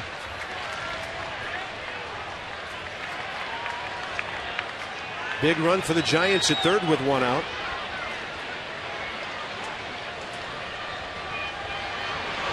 And Roark gets him with a fastball on the outside corner. 94 paint. And an unhappy Brandon Hicks is fanned twice looking. And I think on the same pitch both times, the run back fastball from Tanner Roark. 2-seamer, starts it off the plate. Hicks gives up. And all he can do is watch and get his glove. Well, 1 more out to get here. It's Gregor Blanco. First time up. Roark jammed him and he popped up to Anthony Rendon.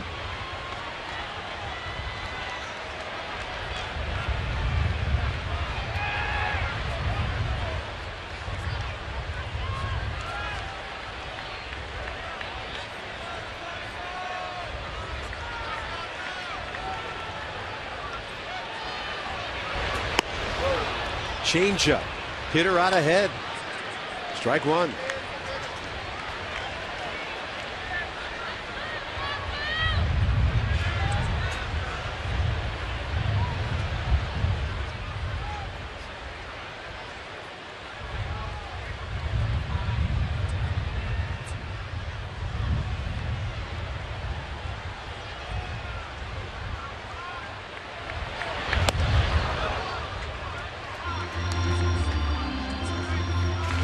Blanco trying to pick Hicks up. That was a rough at bat for Brandon Hicks. Infield back. Yeah, conceding a run. Those are the ones where you just choke up and put it in play, and you got yourself an RBI. And not that easy, of course, because you got the opposition, the pitcher on the mound, really bearing down, trying to strike you out. But you love those at bats as a hitter, where a ground ball, you come back to the dugout a hero. And a great curveball, but severe drop on that. 1 ball, 2 strikes. Yeah, any pitch, any count. So 1-1 pitch. Drops the 74 mile an hour 12-6 curveball. Short, tight, and late. And Blanco over the top. And he's still thinking about that.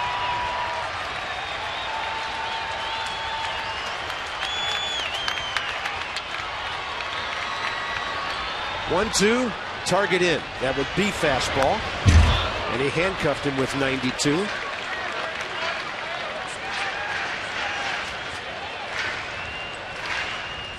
Tanner Roark's longest inning, 18 pitches. 11 in the first, 10 in the second, 14 in the third. And Buster Posey got the Giants off to a good start here with that leadoff single. Some guys talk into their glove. Tanner Roark just mashed it into his face as he was talking to Lobaton. He talked into he didn't even want the catcher to be able to read his lips. He talked into the pocket of his glove. Brandon Crawford with a 1-out triple, still parked at third.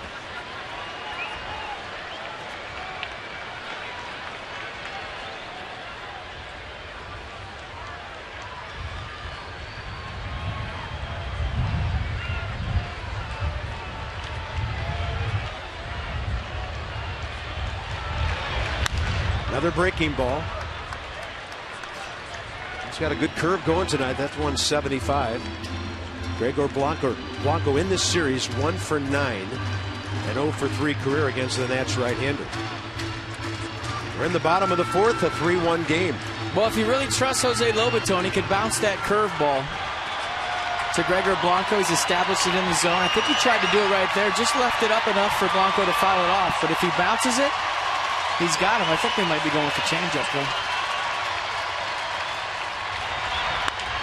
And a ball right side. Danny Espinosa smothers it and out at first on a great play. What a play. His range is as good as anybody's in baseball. And Danny Espinosa saves a run. The unbelievable part is how quick he got rid of it. I mean, he got to it, yeah, but look at from a knee. Blanco can run, and he gets him by half a step. Tanner Roark fired up. What a play by Espinosa.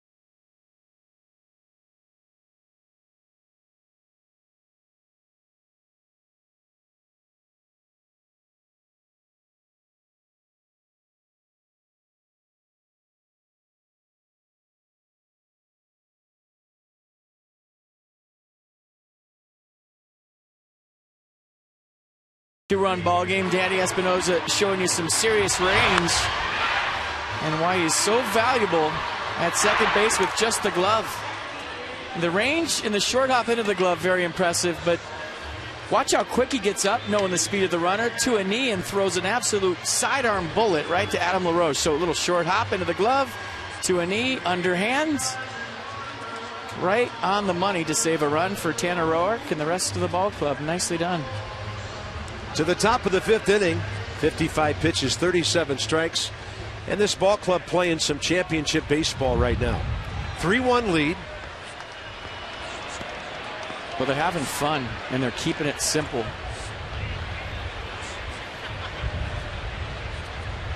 Rendon, Worth, and LaRoche. Now the next subplot to this game. How soon can the Nats get Matt Cain out of here? He's at 84 pitches. Rendon 0 for 1 with a walk. Hit the ball hard, lined out to center. I don't know. That's a tight slider at the knees. I don't know how crazy you are about getting into the third best bullpen in the National League, but I know what you're saying. Yeah, I think it's a good thing whenever you get the starter out. Unless you just serving it up. But not now. Cain only 1 hit and a walk since the first inning. Well, he's doing what veterans do, not rattled by a 3-run first and keeping his team in the ballgame.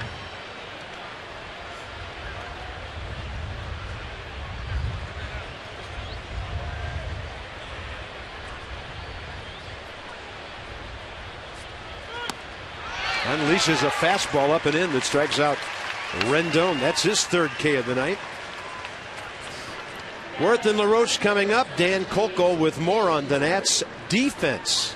Guys, after making 46 errors in their first 53 games of the year, the Nats have made just 5 errors in their last 10 games coming into tonight. And just overall, it's been a lot cleaner baseball on the defensive end. I talked with defensive coordinator Mark Wiedemeyer yesterday. He says he feels all the early work the Nats have been putting in over the last few weeks is really starting to pay off. He's seeing improvements in Anthony Rendon's mechanics. And he says that guys are just getting comfortable with a little more of the shifting that the Nats are doing. They're not doing a lot of dramatic shifts where they're moving guys from the left side to the right side too often, but they are having Ian Desmond move a little bit deeper over into the 6th hole, and they're doing some things like that, and he feels like the infielders are starting to get a little more acclimated to those types of positioning adjustments. It has been good. Well, that's because the guys weren't comfortable with it, to be as honest as you can be. They didn't like playing way out of position. They went to him and said, well, we'll shade, but the whole big shift thing is it's making us feel out of position. Well, he changes throwing angles and everything. Yeah, he basically went from the 3-4 to the 4-3. Defensive coordinators will do that. They'll switch up. Yeah.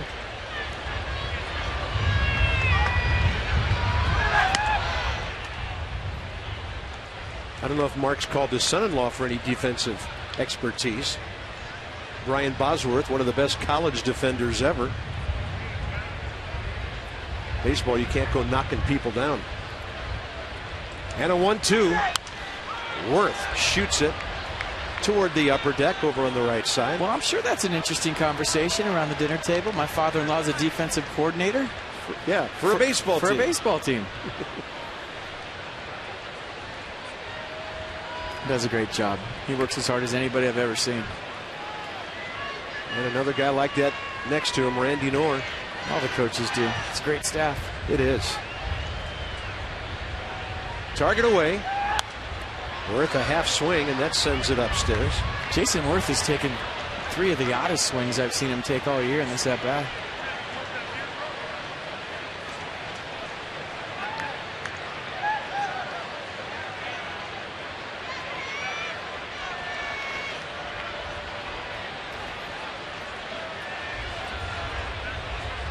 Target in now.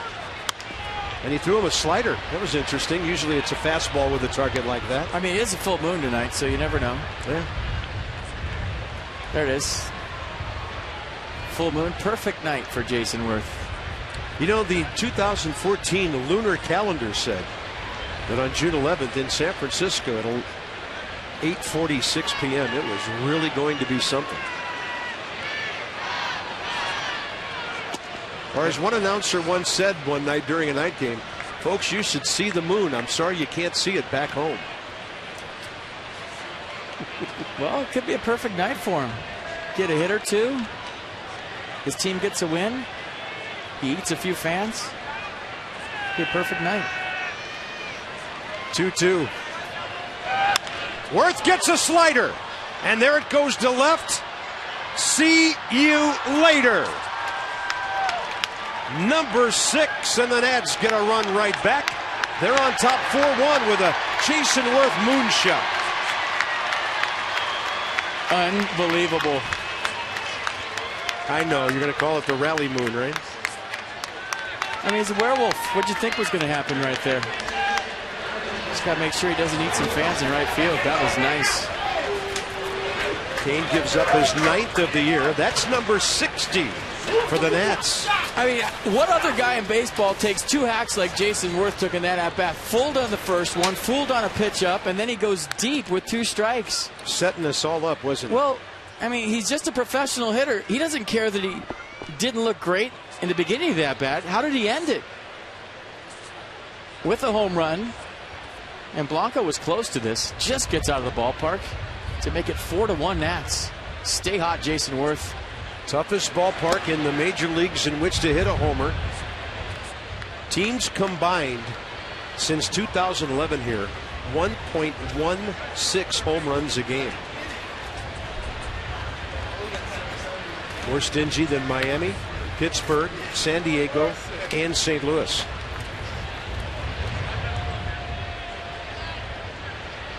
Worth has 4 RBIs in this series, and LaRoche takes that changeup. 2 balls, 1 strike. So for Jason, number 6, RBI number 29. I was talking to him about that 162 game deal that I saw today, and he said he knew about it. Showed him the numbers. He wasn't surprised. And LaRoche out to left center. That's got some carry to it. Very graceful outfielder is Angel Pagan. 2 outs.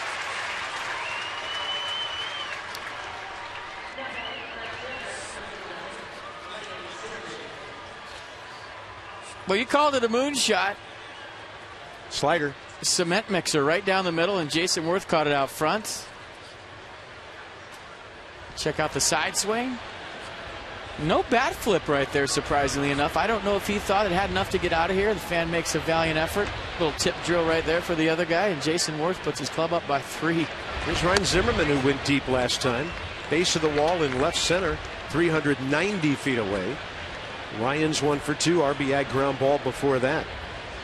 What a good thing for the Nats. They get that run right back that the Giants worked so hard for in the 4th. And Tanner Roark gets rewarded for leaving that man at third base. Big curveball. Giants have their bullpen working as Cain's over 100 pitches. Right-hander George Contos.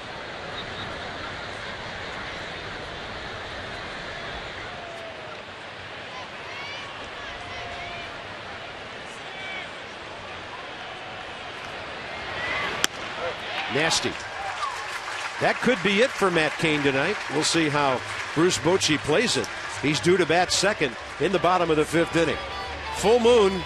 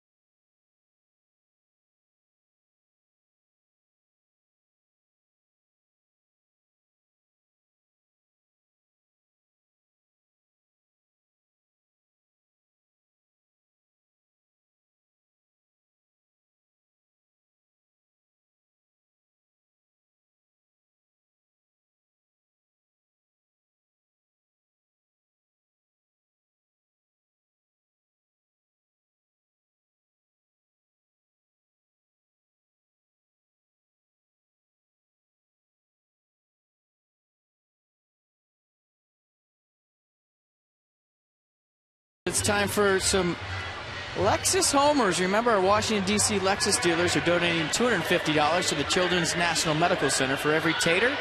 And that's player hits this season, so keep them coming. Jason Worth, it's for a wonderful cause. Lexus, the pursuit of perfection. First long ball since the middle of May for Jason. And this one to the bottom of the 5th inning. It'll be Joaquin Arias, Tyler Colvin hitting for Matt Cain, and then Angel Pagan.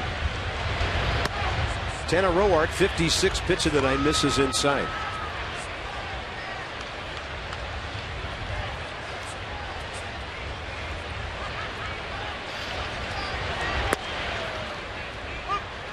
I remember back to 2010 watching the Phillies and the Giants in this ballpark in the NLCS and how Jason Worth dominated that series. He loves playing here in San Francisco. He was the one Philly that really showed up for that series in every sense of the word, offensively, defensively, making plays all over the place.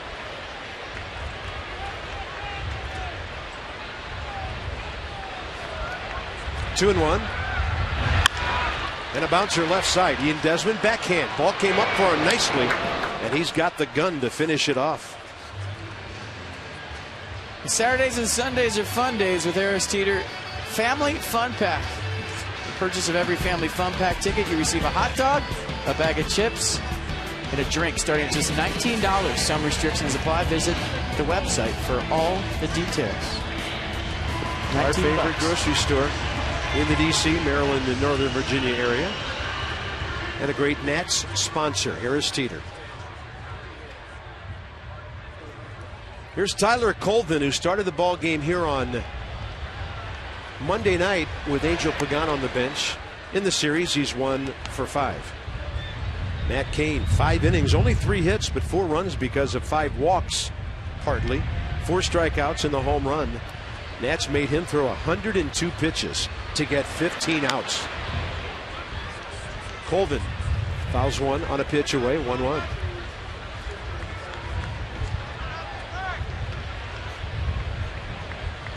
Beautiful night at AT Park.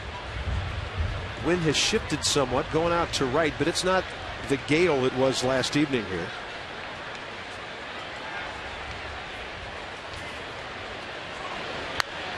And a breaking ball. He's way out ahead. And a great catch by a fan down by the bullpen, bringing the leather in row 1.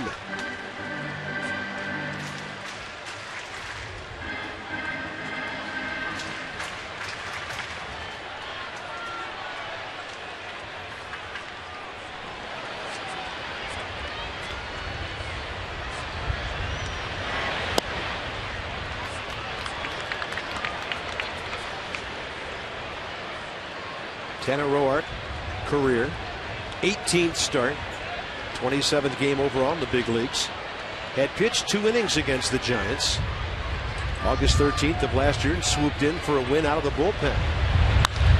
And this ball lifted out to center. That has some good movement up and away to the left-handed batter. And Denard Span has it for the 2nd out. More on Roark from Mass and Dan. Guys, Nats fans might remember when Roark first came up to the majors last year, everyone called him Rourke. His name is actually pronounced Roark, but there was a little bit of a confusion. Everyone called him Rourke. And after a couple weeks, he finally told everyone the correct pronunciation. But pitching coach Steve McCatty has been on him nonstop about that since then. Back in spring training, he was joking with other coaches saying, this guy's a big shot. He gets 5 major league wins, then he decides to change his name, and the ribbing hasn't stopped. I was talking with McCatty yesterday and mentioned Roark's name. He looked at me, smiled, and just said, it's Rourke. Well, I tell you what, McCatty better talk to Tanner's grandmother, because that's where we got the word that the family name was Roark. Everybody calling him Rourke, and she said the family name is 2 syllables, and when grandma talks, we better listen. So they can take it up with her, FP. Well, I think it's pronounced stud. I mean, the way he's been pitching. Tell you what, you talk to every single Nats player, they love playing behind Tanner Roark. Gets it, throws it, not afraid, goes right after guys, regardless of what he's featuring on that day, and he's doing it again here tonight. He's got Angel Pagan, their leadoff guy, 0 for 2. Pagan in the series 1 for 8. A bouncer back to the pitcher and a fly ball to Ryan Zimmerman in left. So the Giants had grabbed a little momentum. Roark got out of that inning with only 1 run. Then Worth goes deep. And now the count 2-2 on Pagan.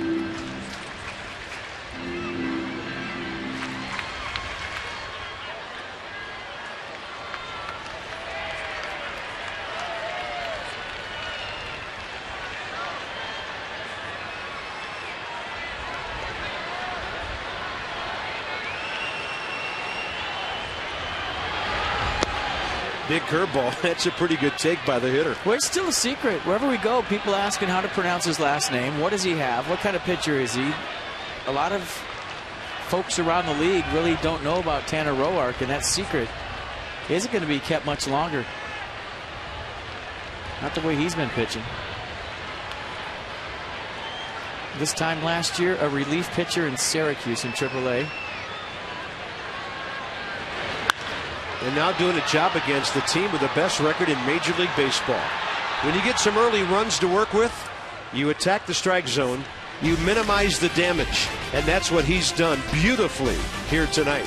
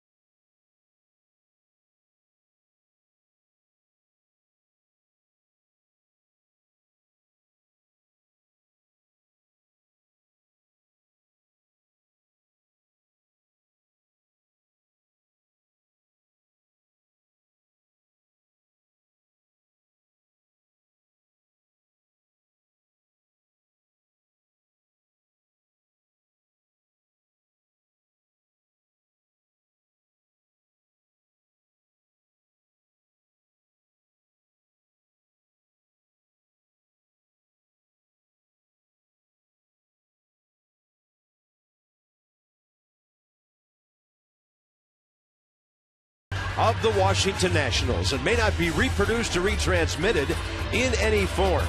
And the accounts and descriptions of this game may not be disseminated without the express written consent of the Washington Nationals. That's the best disclaimer I've ever heard as we head to the top of the 6th inning. 4-1 Nationals. I've done better. I don't think so. That's pretty good. You can follow Bob and his disclaimer or the Nats everywhere you go with MLB.com app on your favorite mobile phone or tablet. Get live look-ins, instant replay, scores, stats, audio, whatever the heck you want. MLB.com TV day, game of the day and more. Download on the App Store. Visit Nationals.com for all your details. Disclaimers sold separately. Sorry. We're going to the top of the 6th. This is George Cantos, 29-year-old right-hander. In fact, tomorrow he'll be 30. 6'3", 215, and the busy guy for the Giants. 96 relief appearances combined the last 2 years. And for Cantos, his 10th this year, 2nd of this series. First up, Ian Desmond, who had a 2-run hit against him Monday night.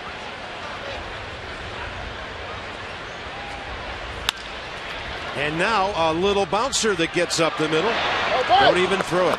In fact, Desmond was so sure it was going through, he took that route outside the lineup where he was almost rounding the bag. Now, that could be dangerous, especially if a fielder like Brandon Crawford gets some range. It takes a little time away from you getting to first base, but Brandon Crawford thought better of it. And Ian Desmond, I guess with an infield single, technically. A little bobble there by Crawford as he decides not to throw it. Kind of flipped it into his bare hand. Watch Desmond hustle. He's smelling the hit all the way. Starts to round and then gets through the base for a leadoff single.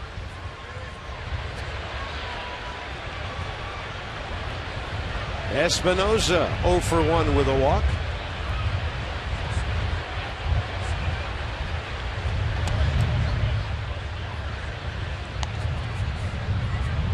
Danny in the series 1 for 8. 2 walks. Hitting ahead of Jose Lobaton here in the 6th. Espinosa 0 for 4 career against Cantos.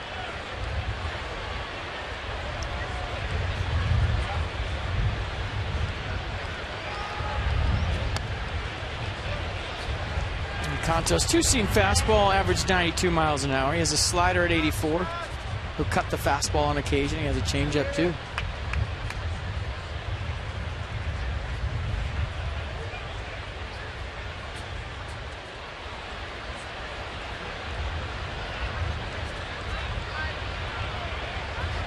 Good count for Danny Espinosa here. Target low to the outer half and a throw over. Ian Desmond this year running 4 out of 6. He hasn't been able to steal any bases lately because he's been starting all of his trips on base at either second, third, or rounding the bags. A couple of singles thrown in here and there.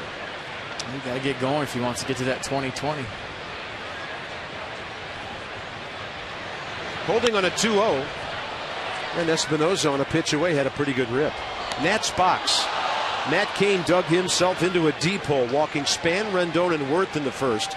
LaRoche made him pay with a 2-run single, then a Zimmerman RBI grounder. And then with 1 out in the 5th, Jason Wirth going deep. That's how the Nats have their 4 runs on only 3 hits.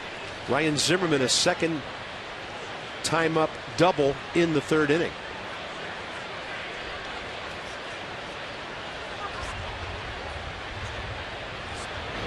Desmond hopping back in. Michael Morse takes a short hop throw. See, they never check that ball, do they? No. Pickoff throw in the dirt to first. Nobody ever checks it. There's a scuff on it.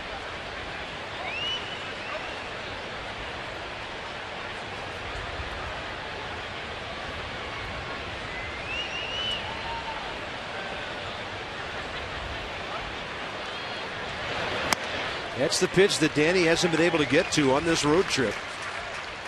Fastball up. Mercedes-Benz will track it. No, it might have been a slider that didn't slide. 87 miles an hour, a little cement mixer. Espinosa thinking it was going to break, and it stayed up.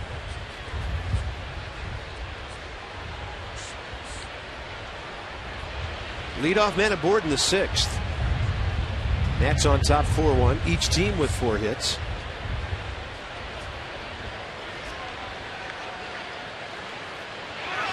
With the runner moving, And Desmond had a good jump. Marlins beaten the Texas shutout. Braves hammered tonight by the Rockies. So right now the Nats have a half-game lead over Atlanta. They hold on to win this one. They're up by a game and a game and a half over Miami. The Nats have won 3 straight, 9 of 11. It's a 4-1 road trip right now.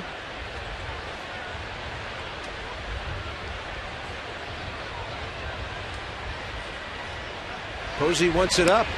Desmond on the move again. Steals it as Danny Espinosa took that 88 up and away.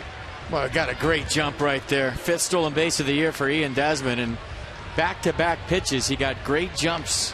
Contos a 1-5 to the plate. Desmond, knowing that he's slow, gets a good jump, picked a good pitch. And now he's in scoring position with nobody out. 13 home runs, 5 stolen bases.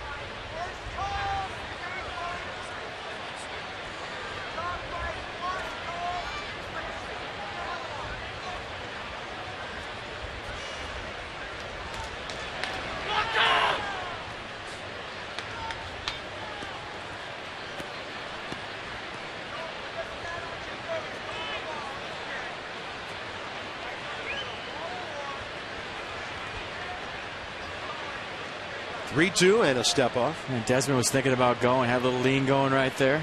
Contos looked back, saw it, and stepped off.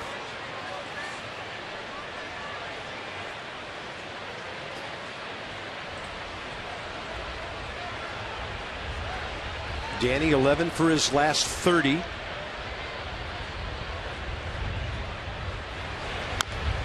And he's going to hang tough here on some late breaking stuff. Well, even up by 3 runs, Espinosa in a 3-2 count would love to pull the baseball and get Ian Desmond to third base. At least. I would love to know how many 3-2 counts Nats hitters have had on this road trip. It seems like a million. 102 pitches they made Matt Cain throw tonight. Madison Bumgarner 102 last night. That was in 7 innings.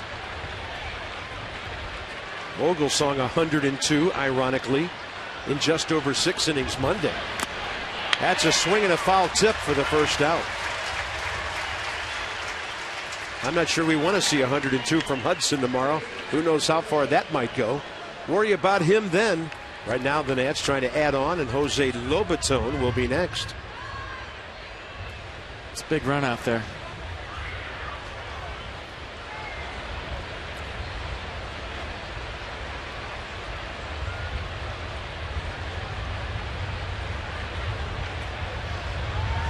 Jose has 10 RBIs on the year. A couple of home runs. Hitting .224 overall coming in.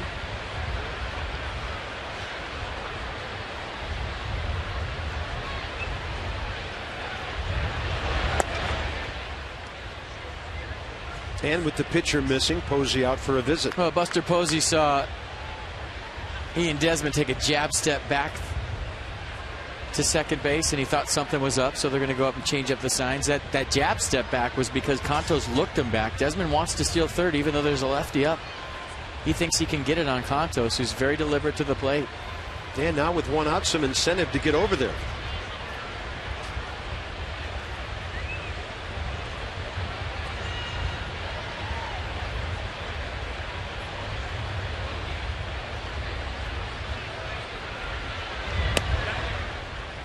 You see the 2 looks by Contos that time.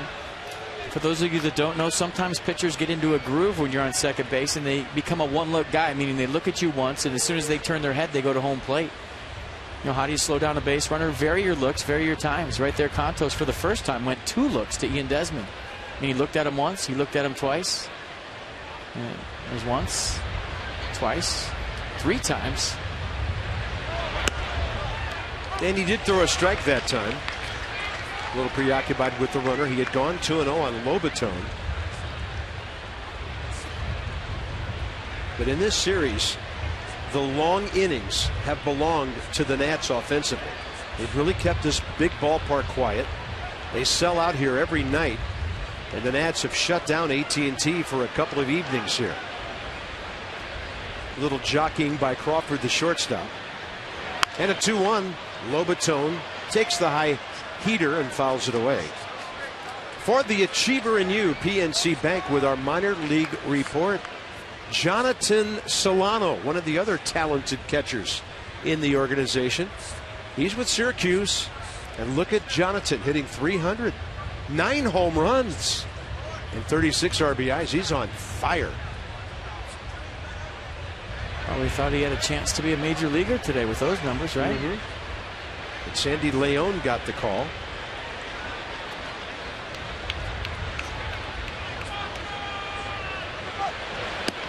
That's a breaking ball that comes back to get the outside corner. So the Nats with the runner at second, nobody out, a pair of strikeouts. I think Jose Lobaton thought it was outside. It was. And I like what he did with a 3-run lead. He didn't wake anybody up. He knows he needs that call as a catcher right now for his club, and he didn't say anything to Phil Cuzzy.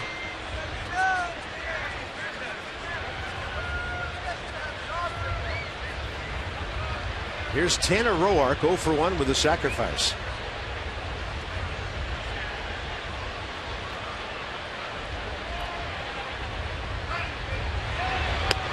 And a slider in there. Roark has 1 career RBI.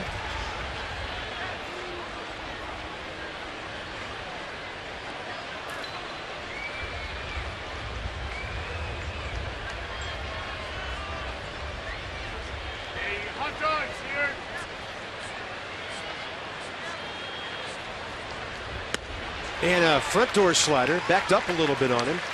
No balls and 2 strikes.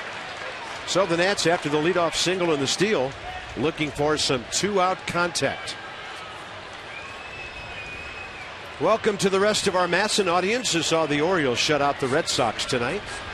We are in San Francisco, top of the 6th inning. Nats lead 4-1. Tanner Roark batting. Ian Desmond at second base, 2 outs, and the slider covered by Buster Posey. Bob Carpenter, F.P. Santangelo, Dan Kolko at AT&T Park, where the Nats got 3 in the first tonight. Matt Cain walked the first 3 batters of the game. LaRoche drove in 2 with a single. Zimmerman 1 with a ground ball. And then Jason Worth, a home run in the 5th.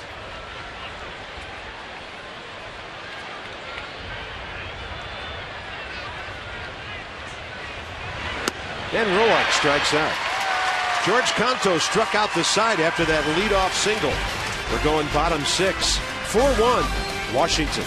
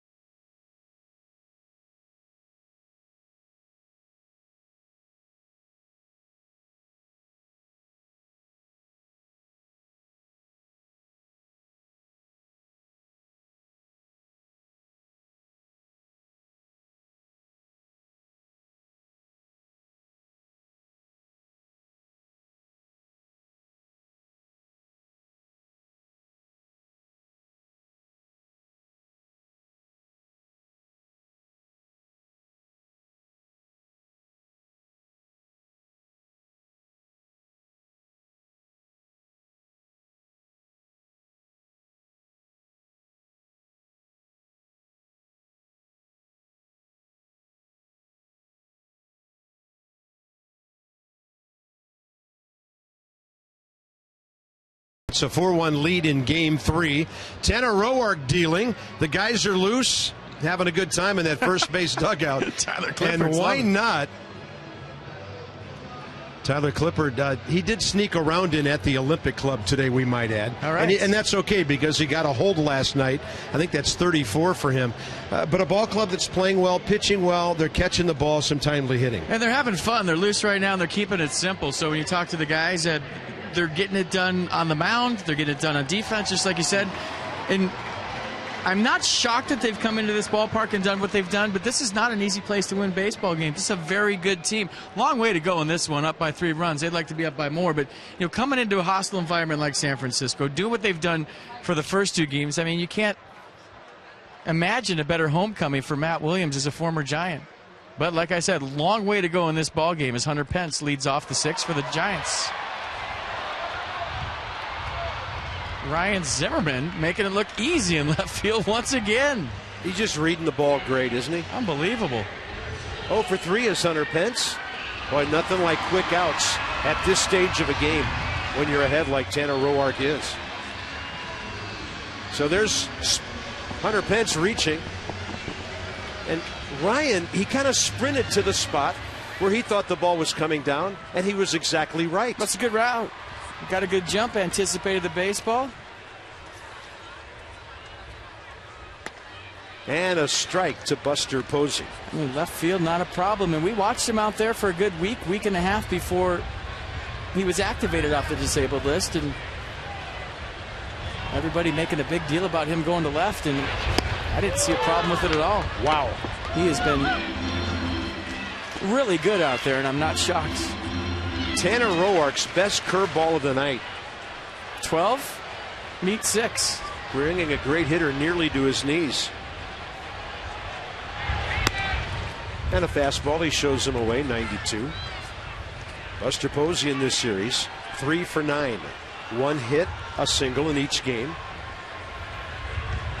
13 hits now in his 9-game hitting streak.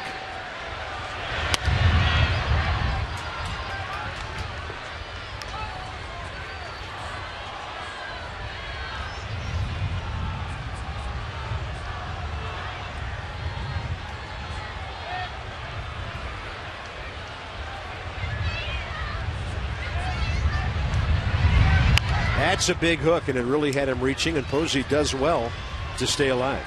Giants box. Nothing much till the 4th inning when Posey led off with a base hit up the middle. 1 out later, Brandon Crawford, a triple to left center. But Crawford was at 3rd with 1 out in a 3-1 game when Roark struck out Brandon Hicks and grounded out Gregor Blanco on the fantastic Espinosa play. A big curveball, and Posey goes to right. Jason Worth on the move. He'll make the catch and slide to a stop. 2 down. So give Ryan Zimmerman 1 star in his play, and I'll give Jason Worth 2 right there. A little slide. Nice catch. And if I sound distracted, I am, because Michael Morse is stepping into his old song right now. And the Giants fans are not even close to the high note the Nats fans used to get to. Not even close, sorry. I don't think they've caught on yet. I mean, they're great fans, but they don't sing as well as Nats fans. They're not into it like Nats fans were on Take On Me with Michael Morse. Now, if Tony Bennett had done that song, they'd be totally all over. Tony Bennett doing Take On Me. No balls, 1 strike. I actually saw Tony Bennett in concert this offseason. He was amazing at the age of 88. Was it just nuts?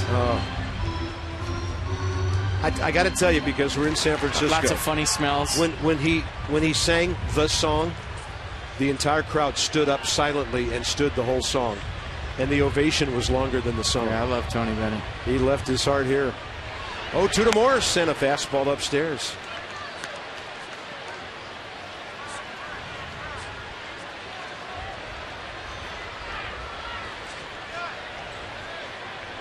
Michael 1 for 2 tonight and 2 for 8 in the series. And a 1-2 breaking ball. He hammers it to left center. Ryan Zimmerman over to get it. He'll turn and fire. And Michael Morse is into second base with 2 down. Ryan would have had to get that ball on a fly to Desmond with something on it to have a chance at that play. And Michael Morse with 2 outs gets to second base. Well, Morse loves the off speed and he loves to get extended. Tanner Roark tried to bounce it, but because Michael Morse has such long wingspan, he reaches out, taps a double in the gap. That's the first time we've seen Ryan Zimmerman have to make a throw to throw somebody out. He went away from the play, spin move, got it to Desmond, but Morse just beat it. And I think the key for Ryan, Pete, get rid of the ball quickly out there, and that's what he did. You can freeze some base runners here and there.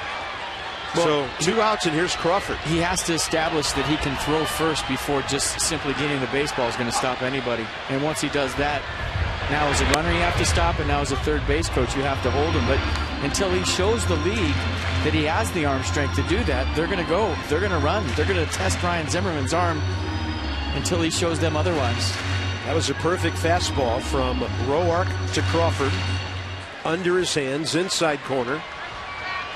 Brandon Crawford has 4 hits in the series, the most of any Giant.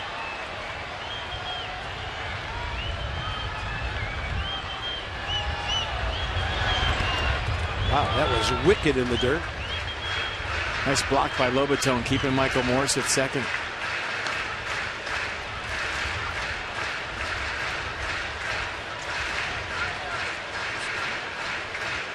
So even though Brandon Hicks represents the tie and run on deck, Tanner Roark struck him out twice, but he does have some pop. I don't know that you really pitch around Brandon Crawford right here, but you can be careful. I mean, he hit a high fastball last time up. Probably doesn't want to show him that again. Yeah, it was a bit up and away, and Crawford rode it right to the left center gap. That breaking ball again, and Lobaton just went human backstop there. Ball 2. That might get the bullpen up. It's going to get Ian Desmond in for a quick visit. And there they go. They're starting to scramble. Jerry Blevins grabbing his glove.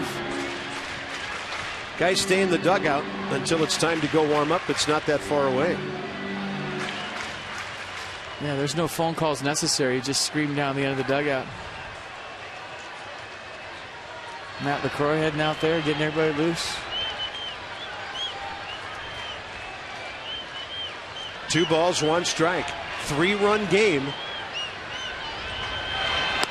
And that's a great changeup by Tanner Roark. Crawford thinking he was going to get a fastball. Tanner Roark pulling the string on pitch number 85. It was a beauty. So give you an idea of how he's kind of 0-2ing him right here, meaning he's treating every pitch like it's an 0-2 count. Bounced a few curveballs and threw a 2-1 change. See if he doubles up on the changeup. 2-2 pitch. He goes with a run back fastball and missed inside. It's big at bat, big pitch. Pitch count mounting a bit, 16 in this inning. 15 last inning when he got 8, 9, and 1 in order. He had retired 7 straight before that Michael Morse double.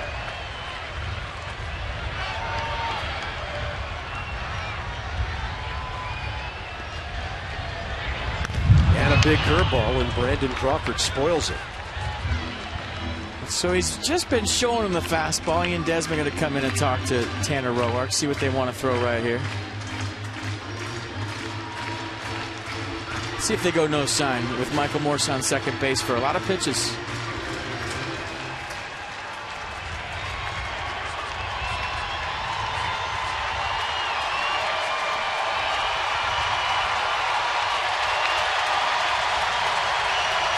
Crowd of over 41,000 making noise.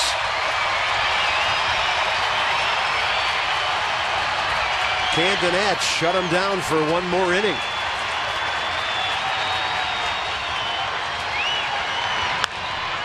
Out to left field, off the hands, Ryan Zimmerman with a diving play. Full speed approaching the line, and Zimmerman saves the inning. How about that? Ryan left field coming up with the biggest play he's made as a left fielder, selling out and saving the Nats a run. Look at this effort by Ryan Zimmerman, left fielder. Unbelievable. As good as anybody you'll see, no matter how long they've been out there.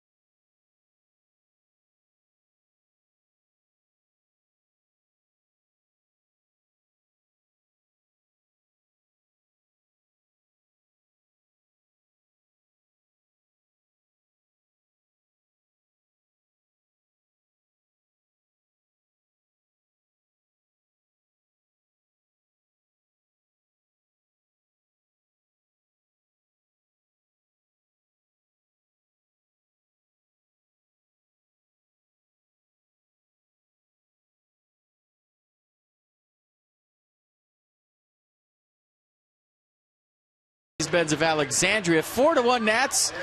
Let's see Ryan Zimmerman at work one more time. What a play by the Nats left fielder. Watch how far he has to go for this ball. Just a jam shot. He was playing deep to begin with. Obviously, he feels more comfortable coming in than going back just by the depth right there. And Brandon Crawford and everybody in the ballpark thought it was a 4-2 ball game, except for Ryan Zimmerman. Look at him kind of brace himself with the bare hand, and like he's been doing it his whole life. And the reaction from Tanner Roark was absolutely priceless. Watch the big smile on his face, the high five. He waits out there for his left fielder. And everybody in the Nats dugout having fun. How great is that? He is officially a big league left fielder now. Oh my goodness, that was awesome. I mean, that cements it right there. Here we go, top 7, Denard Span against George Cantos. Oh, I love it. Oh man, that's going to be a great feeling.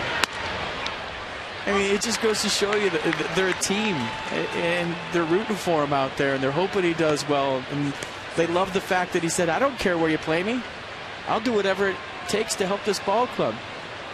All-Star Gold Glove winner. You want me in left field? Whatever's best for the team, and that's why those guys are happy for him making a play like that. It's a great teammate.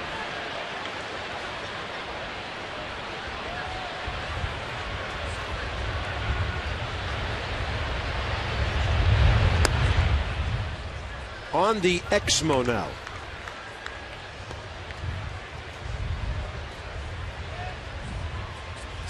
Man, you get whiplash on those diving plays. Wake up with a stiff neck tomorrow. I thought it was 4-2. Yeah.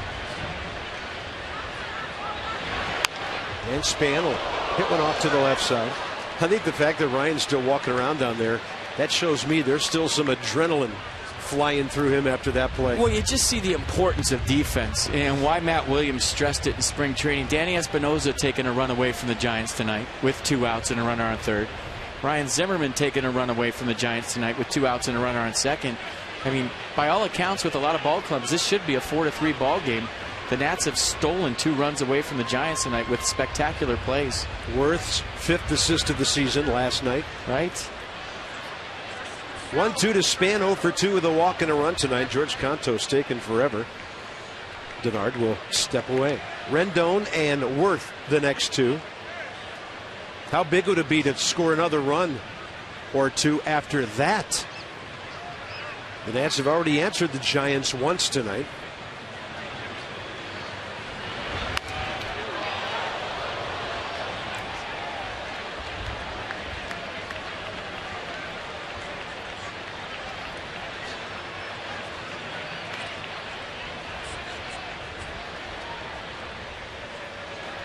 Denard in this series, 3 for 10 in RBI. He's been on base 4 times. Has scored 3.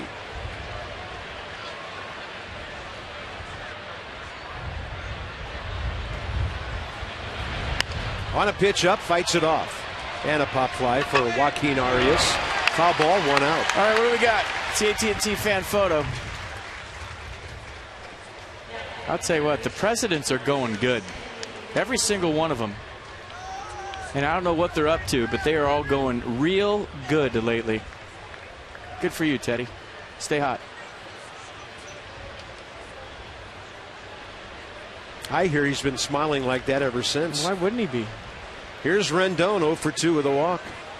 Start hanging out with the Presidents a little more.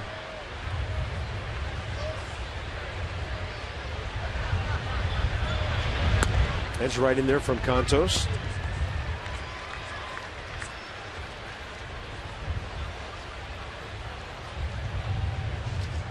Anthony Rendon facing him for the first time. Not in the lineup when Cantos faced the top of the order Monday night. And he takes that one high in the air to Hunter Pence in right center. 2 outs. All right, folks, you can celebrate Father's Day with the Peanuts on Sunday, June 15th. The Peanuts are honoring all fathers with a special Superheroes Day at the Fitz. Pre-game picnic, gifts, player-worn jerseys. Go to PotomacNationals.com or call the number on your screen.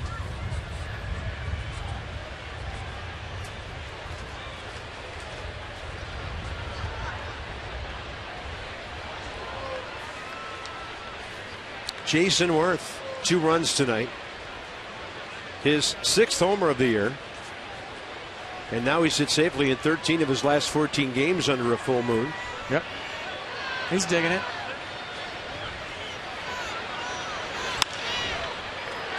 And the crew just made him pop up. Well, it might have hit the moon. Angel Pagan. We will be informing Jason of what was just done to him. It's a gorgeous night in San Francisco. It's our Hyundai 7th inning stretch. The Nats on top 4-1. In a very successful, at least so far, Matt Williams returned to the Giants. The big Marine. The ball, the bat, the persona. And now he's a Nat.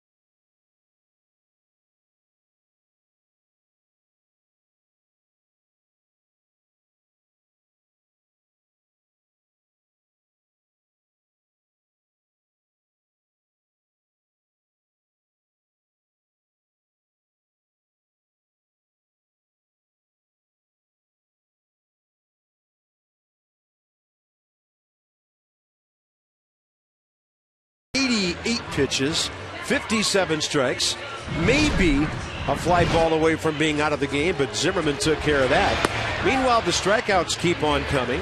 4 tonight, nowhere near his total in San Diego, but he's facing a much better lineup here this evening.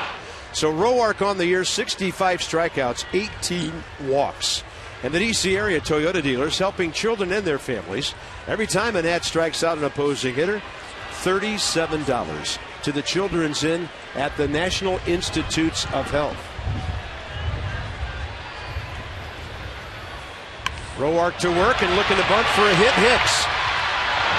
And the ball hits the runner. Base hit. Pretty well played by Anthony Rendon. So Brandon Hicks, nothing but whiffs tonight, decides to bunt his way aboard. Leading off the 7th. Well, good idea. He beats us anyways. Nice play by Rendon to make it close, but a nice bump by Brandon Hicks. A good idea by Hicks. And boy, it would have had to been a perfect throw. I think Hicks still beats it. With the leadoff man aboard here in the 7th for the Giants. Good idea. Yeah, they're not going to go away tonight. San Francisco, one of the toughest late inning ball clubs you will face, especially here. Next up, Gregor Blanco, robbed by Espinosa last time up. And San Francisco's 6th base hit. Drew Storen heating up. And Tanner's had that good breaking ball all night to lefties and right-handed hitters. Yeah, the curveball's been good as you look at Drew Storen getting hot. Man, got to look to see when's the last time Drew worked. Well, it has been a while. Well, he worked the 7th inning last night. It just wasn't in the game. It was right where he's standing. He was up just in case Doug Fister faltered in the 7th, but he was hot, 100% ready to go in. He got 1 out in the 7th inning Saturday night in San Diego.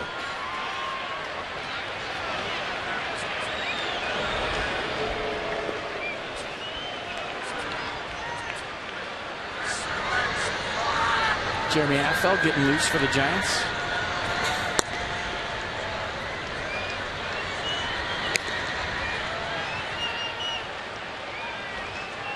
Blanco, good speed, tough guy to double up. Has not hit into a double play this year.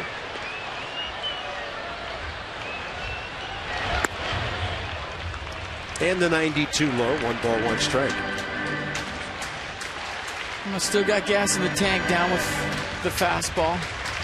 That's Pablo Sandoval in the background there. He had a bat in his hands. The number 9 spot is 2 away here in the 7th.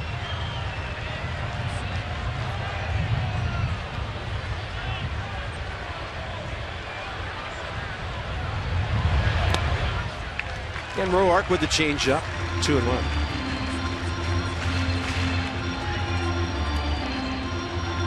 You know, I'd love to say that the 11 strikeout performance took a lot out of Tanner Roark last time out, because it takes a lot to strike guys out, but it really didn't. I mean, it was a pretty effortless 11K. 107 pitches and 8 shutout innings on only 3 hits. Didn't waste any pitches by walking anybody. No, it just seemed like 1, 2, 3, thanks. 1, 2, 3, thanks. But that's the sign you start to look for if you're Matt Williams. The fastball missing up and away to lefties. Arms starting to drop down. Maybe the legs are getting fatigued. Right-handed batter on deck. But that's the first one I've seen right there. So Drew Storen could be very close to coming in here. I thought it was interesting for Matt to let Roark go out and start the 7th after the great play by Zimmerman. I mean, it's his ball game. A lot of managers would say, oh, that was close to being a hit. You're out of here. Matt sent him right back out. Well, it wasn't hit hard. 88 pitches after that play by Ryan. And now the count 3-2 on Gregor Blanco. And suddenly, with leadoff man aboard, a big pitch in this game.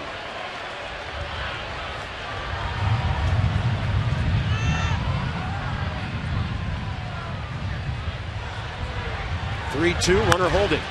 Ground ball, but it's a base hit. And without the leadoff runner aboard, that's probably a 4-3 ground ball. But they're shading up the middle. Now we'll see how Matt plays it. That's going to do it for Tanner Roark. I had a feeling it's Drew Storen time. A fastball right down the middle, elevated a little bit. And Blanco does a nice job of using the hole. So first and second, nobody out here in the 7th inning for the Giants. And a wonderful outing once again for Tanner Roark. Getting her done. 95 pitches, 61 strikes. Giving way to Drew Storen. Roark good on the road again.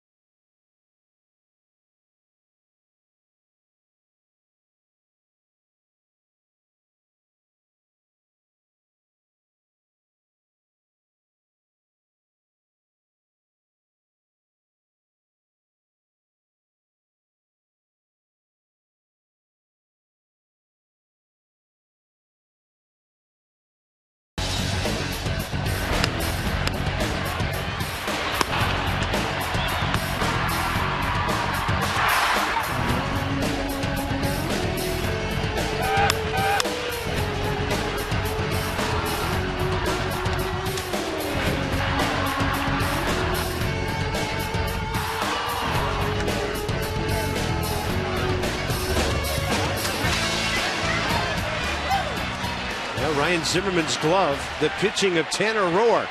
Difference in this game right now. Drew Storen against Joaquin Arias, who's 1 for 2 career against him.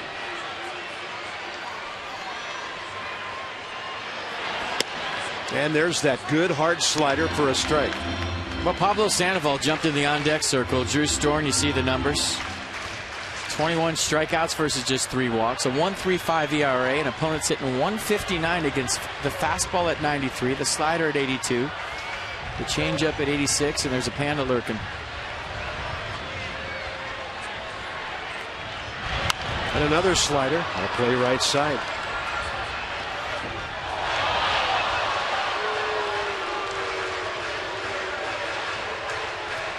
Arias tonight, 1 for 2, base it up the middle, leading off the 3rd, a ground ball to short, leading off the 5th.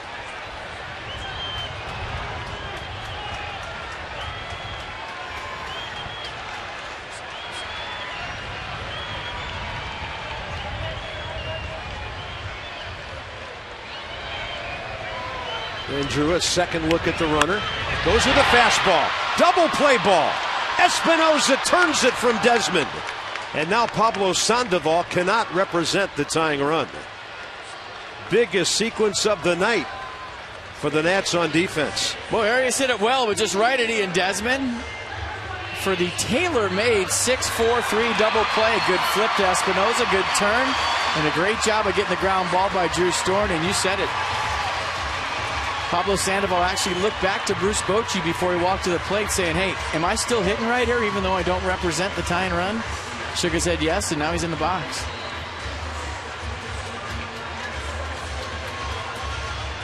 Pablo Sandoval not feeling well, unable to start tonight.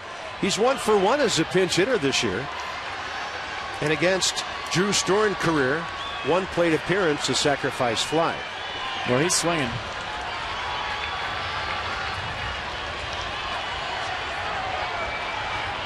Suddenly 2 outs and a runner at 3rd. Storen goes with the 93 and just misses.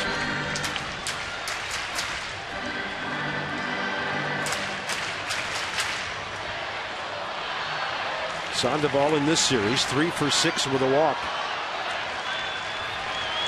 He had that 3-hit night last night. That's a great change.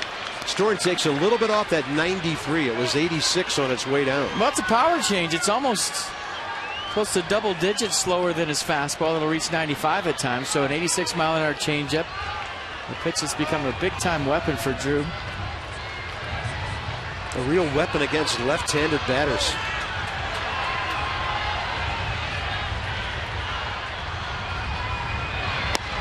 And then he blows 95 by him down in the zone. So as you said, 9 miles an hour faster there. Yeah, speeds him up with the heat of the 4-seam fastball from Drew Storen. Maybe the 2-seamer had a little run back to it, but either way, 95 and Pablo Sandoval can't catch up.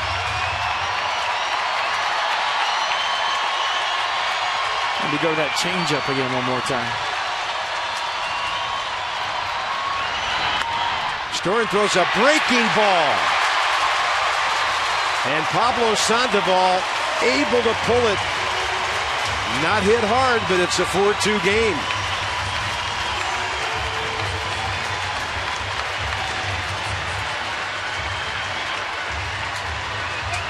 Well, clutch here. Pablo Sandoval gets the slider down and stays on it. Good off-speed hitter, covers the pitch, and scores Brandon Hicks, who jumped the board with a leadoff bunt single. And I think Drew wanted to bounce that one. He just left it up a hair so that Sandoval could put it in play. Now they do get the tying run into the batter's box with Angel Pagan. Pagan career against Storen, 0 for 6, 3 strikeouts. A rare run given up by the bullpen, but it's charged to Tanner Roark, who's still responsible for 1 more man on. And Pagan swinging from his heels. Foul ball. I just love the changeup that Storen's featuring lately. It's just so hard for left-handers to pick up. It completely mimics his fastball. And it has a lot of late downward tilt to it. 3 hits in the inning for the Giants. The double play really looming largely now.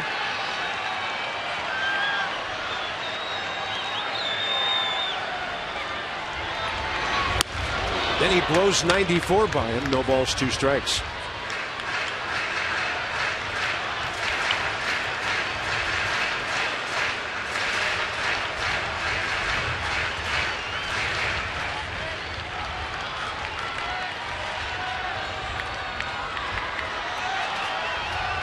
Nats have held Pagan in this series to 1 for 9.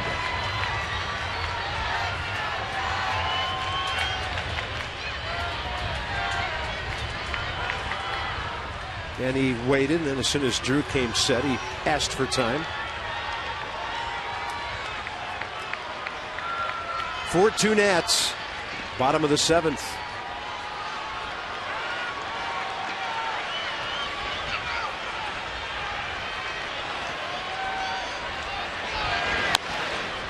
And he had him reaching on 0-2. Nats 2.20 bullpen ERA. Giants 3rd, with the Padres in between, and then a couple of American League teams checking in, both in the West.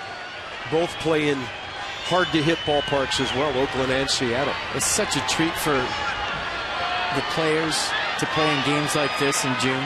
I mean, back-to-back nights, these games have had an October feel, and you just don't always get that. When you talk to players, they love it. They love the atmosphere.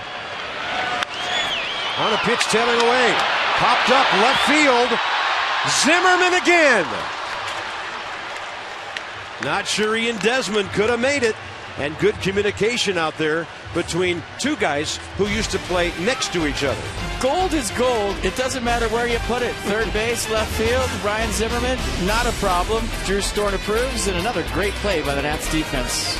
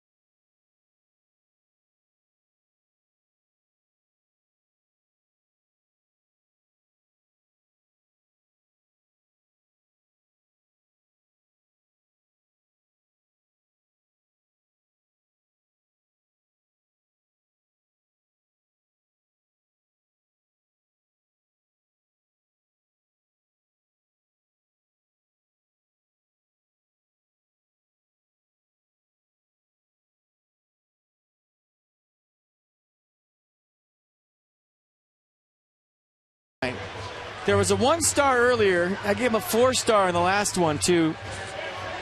And the 6th inning. How about this one? Didn't get the best jump, but like you said, there was traffic there that you really couldn't see. Ian Desmond coming at him, Ryan Zimmerman coming in. He called him off in a very loud ballpark where you can't see, and just an average night for Ryan Zimmerman in left field. Not a problem. Well, Tanner Roark, Drew Storen teaming up to hold the Giants to 2 runs. They've had their share of opportunities tonight. And for Drew Storen in that inning, 11 pitches, 10 strikes. This bullpen just keeps on getting it done. Double play ball, really big. Baseball players are baseball players. It doesn't matter where you put them. Left-hander Jeremy Affeldt. Top of the 8th, Adam LaRoche leading off.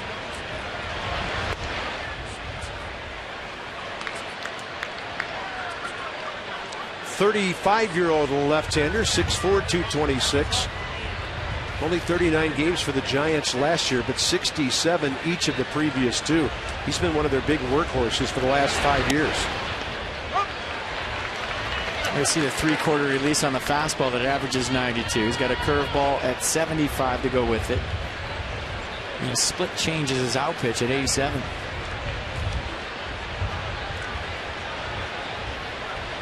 Adam LaRoche is 5 for 16 career against him with a double, a triple, and a home run.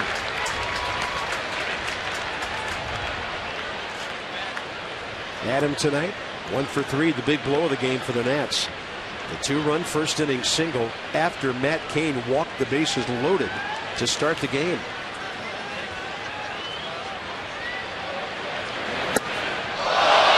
And LaRoche with another bat toss. This one about 5 rows over the dugout.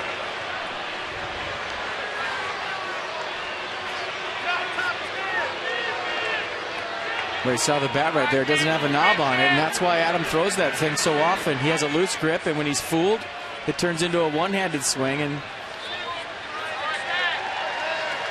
you just hold your breath as a player when you do that, hoping that nobody gets hurt. And Adam stopped on the top step of the dugout to look up and make sure.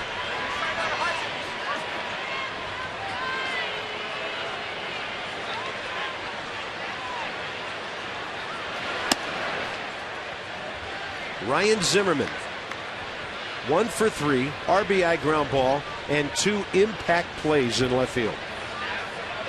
The Nats have 2 hits since the first inning. Zimmerman's double, Worth's home run. And then we'll add one more, the leadoff ground ball by Ian Desmond last inning. Well, I don't know where Ryan's night at the park is going to be exactly, but they might want to think about moving it to left field.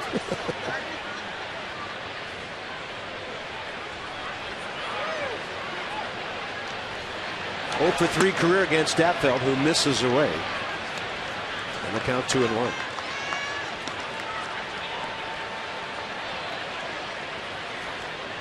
Well, left-hander sporting a 1.71 ERA. 20 strikeouts in just over 21 innings.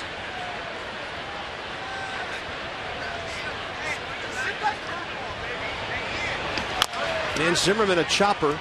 One hop to the lefty. Turns and fires, 2 outs. The inning belongs to Ian Desmond now. Tyler Clippard for the 8th. Just a side note, a little tip of the cap to Matt Cain tonight, who gave up 3 in the first and kept his ball club in the game. Yeah, he could have folded up. I mean, it's been playoff type baseball the last 2 nights here. It's been fun to watch. The intensity of every pitch, the defense behind whoever's pitching for the Nationals. It's been some good baseball. They haven't played better than this at any point of this season. And you might have to go back to 2012. Well, and the timing couldn't have been better. Matt Williams loving what he's seeing from his club. Just the focus, the effort, the intensity, and just coming ready to play every day. That's never been a question, but they've turned it up a notch. 4 games here, on to St. Louis for 3. And after Houston 2 at home, the Braves in for 4, starting a week from tomorrow night. Tough stretch, and the boys have responded.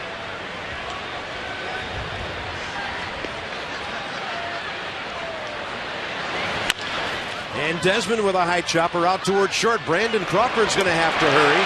Plays it well. And the Nats go 1-2-3 in the top of the 8th. Now it's Tyler Clippard's turn under a full moon and some fog to keep this 2-run lead.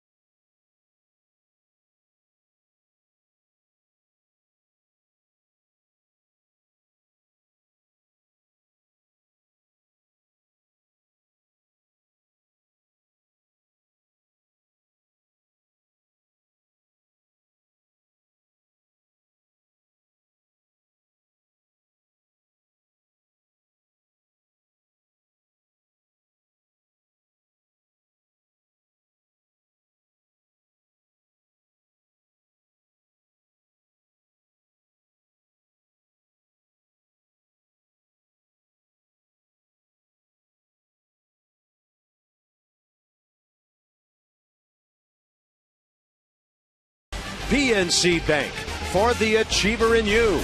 And by your local D.C. area Land Rover retailers. Visit DCAreaLandRover.com for special lease and finance offers. Well, we're hoping some hands will be shaken after 6 more outs here. Ryan Zimmerman, Danny Espinosa, the defensive whizzes tonight. Well, it's a 4-2 baseball game right now. This is 2 outs, runner on third. Danny Espinosa with a sparkling play going to his left. High fives from everybody, including Tanner Roark.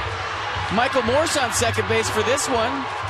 So without these 2 plays, you're looking at a tie ball game, but the Nats have been playing stellar defense. They're doing everything right, including almost knocking over their left fielder. Those 2 guys are the reason why the Nats are up by 2. Great plays.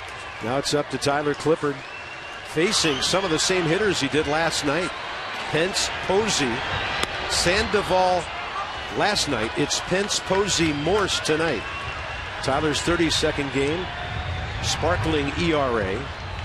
And last night, Hunter Pence, first up in the 8th, grounded out to short. Pence 0 for 2 career with a walk against Tyler Clippard. That's a lot like the first breaking ball he threw last night. And some fans who don't know any better booing a guy for throwing a breaking ball to the screen.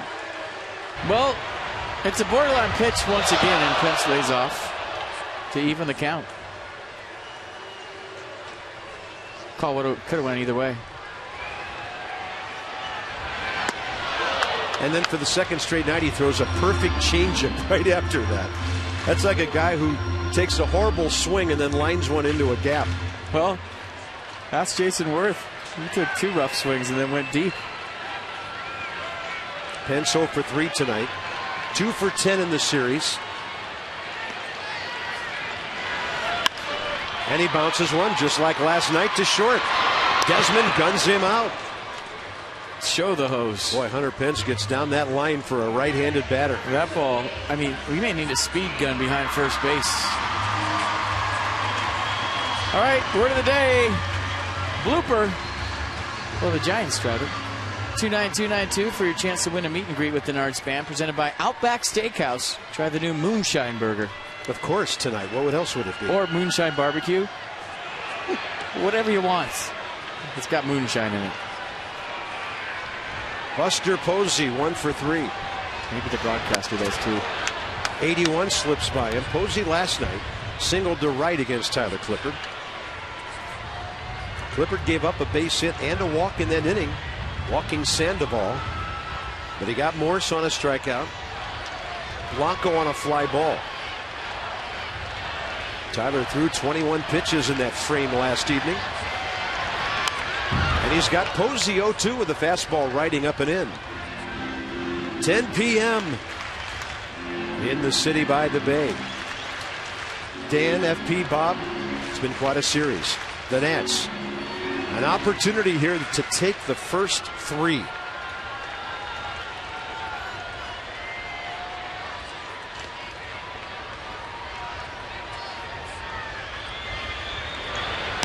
And there's that breaking ball up and away. Having a hard time controlling that. I think it's the split that he throws, and it's just not coming out right. Everything else is, though, as you look at the repertoire, fastball, curveball, split. And you all know about the changeup, as good as it gets.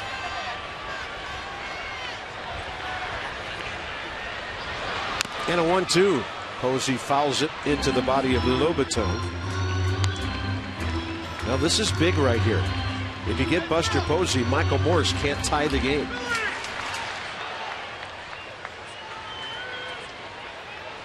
Big man waiting.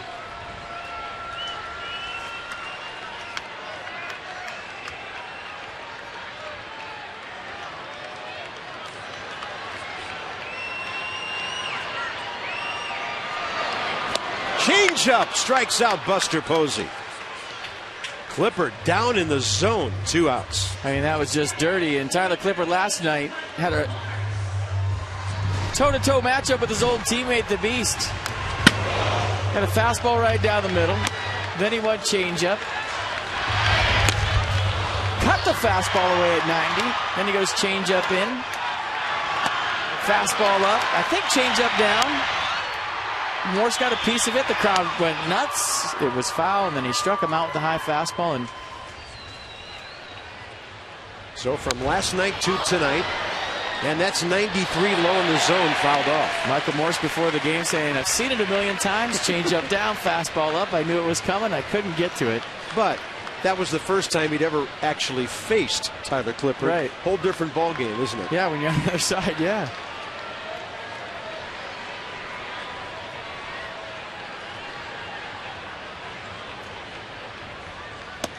Fastball up. So 2 heaters to start this at bat. Michael Morse, a base hit and a double tonight.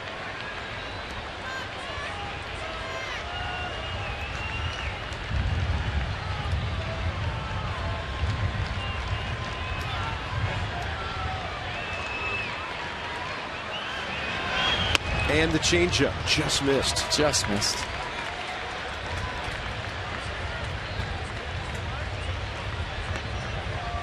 Just a hair inside on the changeup. Lobaton tries to turn the glove.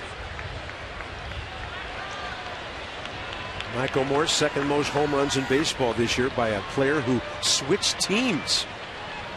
13 with the Giants, and he lashes one foul. Well, okay, we just showed you last night. Changeup down, fastball up. What's Michael Morse thinking right now? Tyler Clippard, I mean, this is beautiful. Last night he did the same thing. He fouled in the same spot with 2 strikes. Change up down the line. Tyler Clippard climbed the ladder. We just showed you. This is an instant replay. You think he's going to go fastball up or double up on the change? I say, well, I'm looking at the signs. Fastball away. 2-2. And Morse fouls it off. They have stats for everything. Nelson Cruz from Texas to Baltimore, 21 homers. Morse, Seattle, Baltimore to here. And Mark Reynolds from Cleveland and the Yankees to Milwaukee with 13 this year. I'm going change up right here. Heater in. 2-2 pitch. And Clippard missing a spot, ball 3. Didn't look like he was totally committed to the pitch.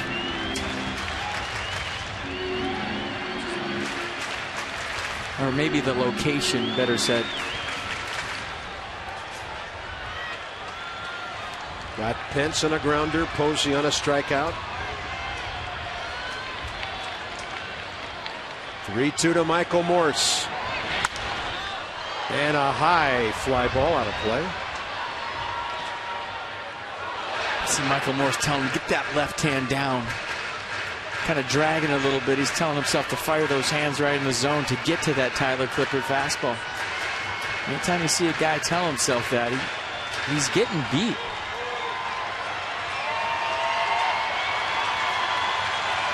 Let's see what they do here.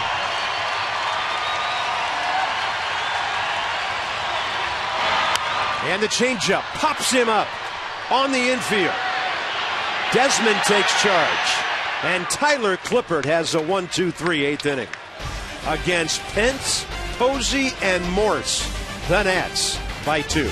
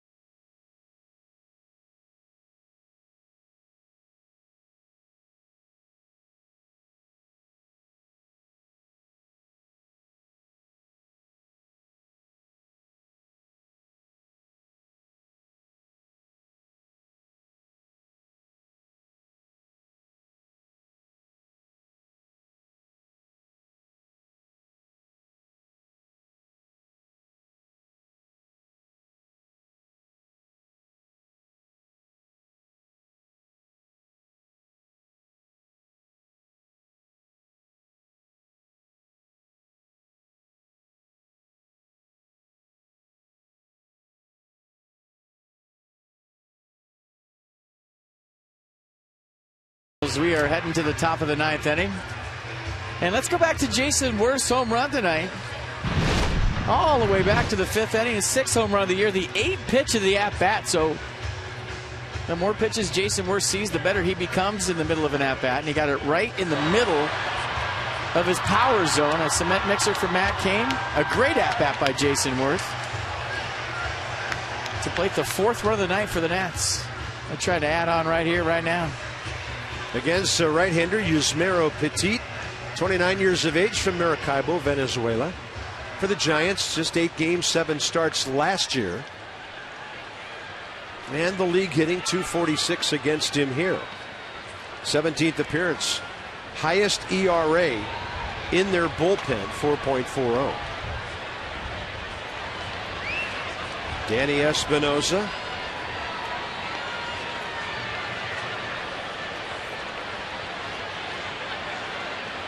Facing him for the first time. And a foul ball straight back.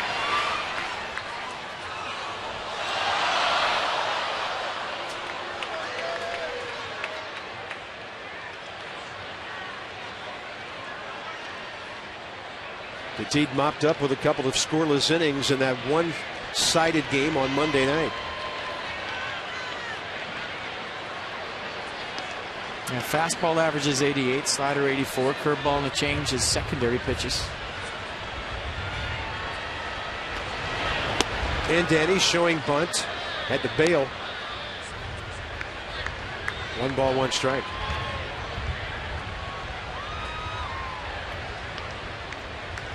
Man, that cut fastball chasing him right there. Just got out of the way.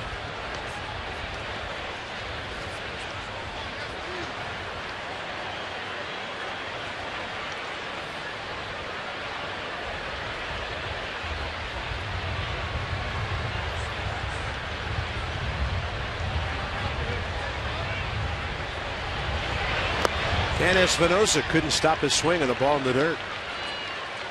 Seagulls are buzzing. Yeah, as soon as they get any sense that some fans have left this always full ballpark, they are hunting. Sellout number 280 in a row for the Giants tonight. It's Gold Glove Seagull right there.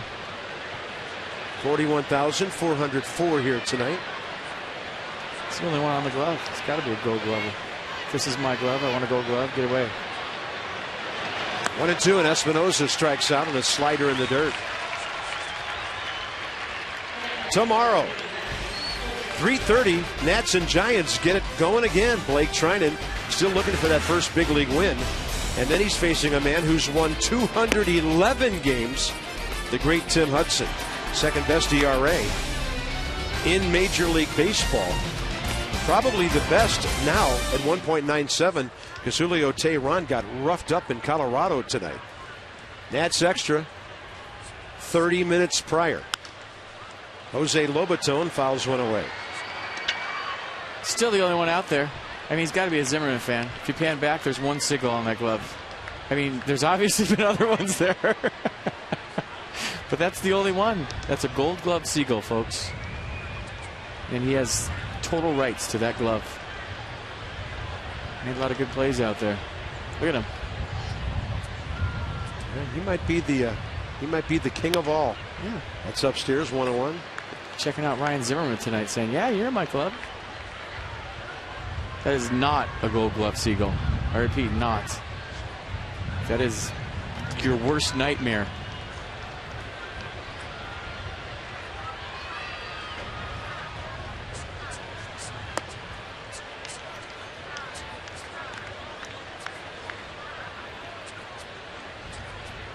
Top of the 9th. Soriano ready. He's staying warm out there in the right field bullpen after a very eventful 9th inning last night. And Lobaton gets some extension and hits that hard up the middle. Nice night for Jose. Just turned an 0 for 2 into a 1 for 3. And Nationals had Scott Hairston in the on-deck circle. And now with the runner aboard, Greg Dobbs came flying out of the dugout to get into the on deck circle and now the batter's box. Dobbs is 0 for 2 career against Yusmeiro Petit.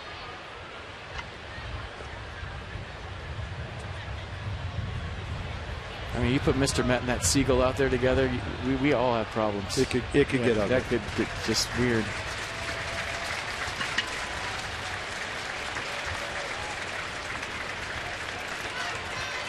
Ray Dobbs with the Nats as a pinch hitter, 1 for 6. And he takes it in there. He has hit 2 balls in the air, 0 for 2 career against this right-hander.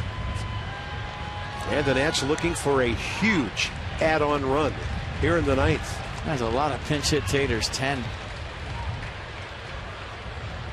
Keeps it simple. Get a pitch, get a good pitch, put a good swing on it. That's all he thinks.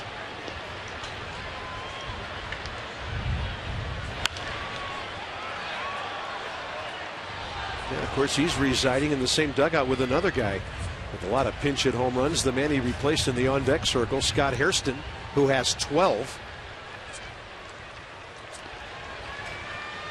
Double barrels, interesting.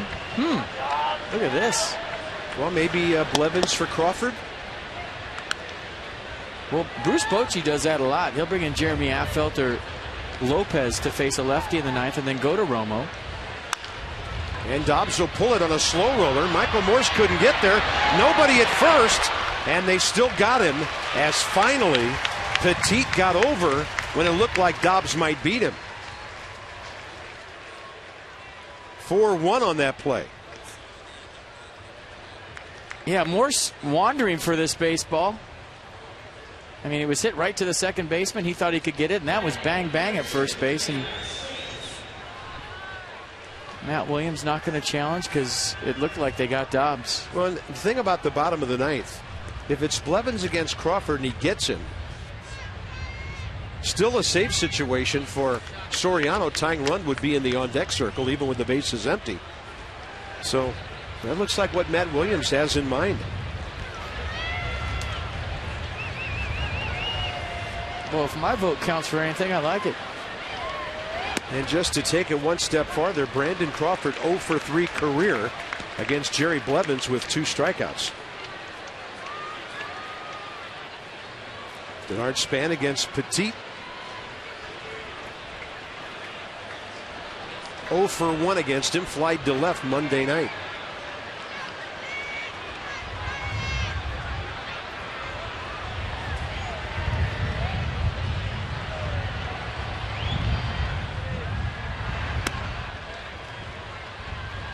One ball, 1 strike. Well, I'm just kind of thinking on the fly right here. I wonder what Rafael Soriano's thinking. How many times has he warmed up for a save opportunity with a guy next to him?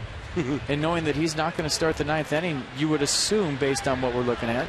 We'll find out for sure in a minute. He threw 21 pitches to get 3 outs last night. Leadoff triple by Brandon Crawford. Then he did a good job of shutting the door. The Giants didn't come close to a hit after that. But it's one of the reasons the Nats signed Jerry Blevins. Situational late game lefty. It's just unusual for the 9th inning. You're right. Most guys want their closer to start the inning.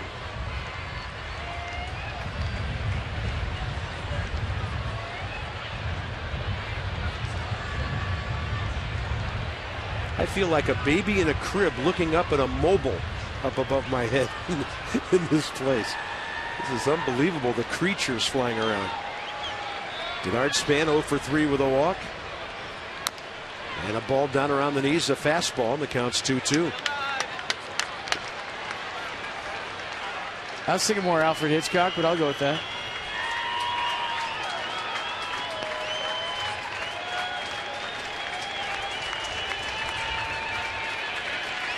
Well, this is going to give Jose Lobaton a chance to get a good jump on a base hit. He's going on contact right here. Here's our Gold Glover, still hanging tough.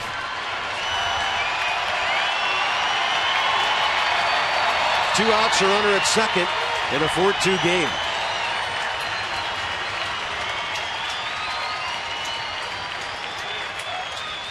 Lobaton getting a huge lead. Both middle infielders really far from him. And Span will take ball 3. Giants outfield really cheating up right now, and the advantage you have with 2 strikes and 2 outs when you're on second base, as soon as you see the hands start and go into the zone, you take off. Back goes Hugo. Don't they know there's a guy in the box with all those extra base hits? But you're right, they've got to charge. They've got to get a throw launched. There's a base hit right at one of them. Span staring down that sweet spot, hoping to get RBI number 15 right here.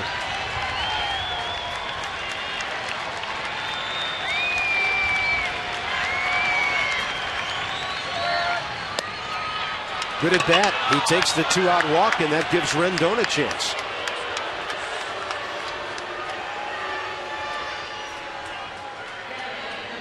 Anthony Rendon, after Span reaches for the second time. Just hitter after hitter, grinding at bat after at bat out. I mean, it's just so much fun to watch from an offensive standpoint. Phil Cuzzy having a word with the Giants dugout right now. He is fuming.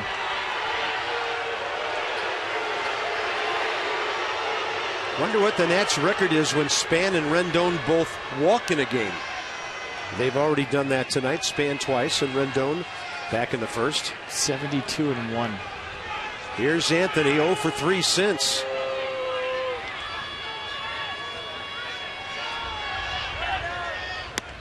And the slider in there. Very rarely can you hear an umpire yell at a dugout in AT&T Park, but right now we just did. Phil Cuzzy took off his mask and said that pitch was down as loud as he could, and we heard it all the way up here in the booth. Well, half of the 41,000 gone. And Rendon takes the fastball. Well, Anthony had a center cut slider. Now he's got to protect and try to get that run home. Put the ball in play first. So facing this right-hander for the first time, he has seen his breaking ball and his fastball.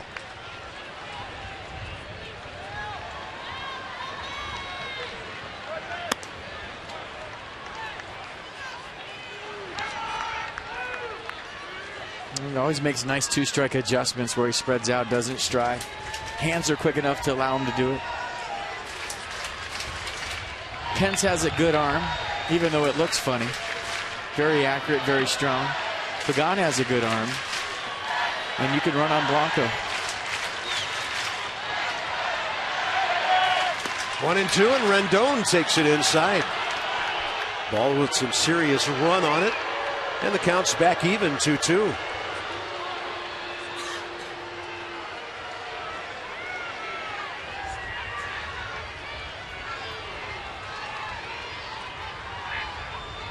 Giants bullpen getting fired up again. Well, that's should they get to LaRoche. And Rendon stays alive. Looks like Javier Lopez. A little bat flick by Rendon. That ball had distance. That's how strong he is with a 2-strike approach. Yeah, spread out, no stride, throw the bat. Ball's hit. There's the former UVA left-hander.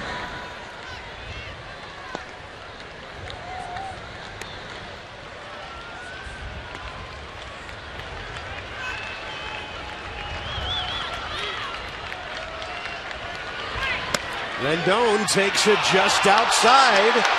3-2. Boy, he's had some great takes in this at-bat.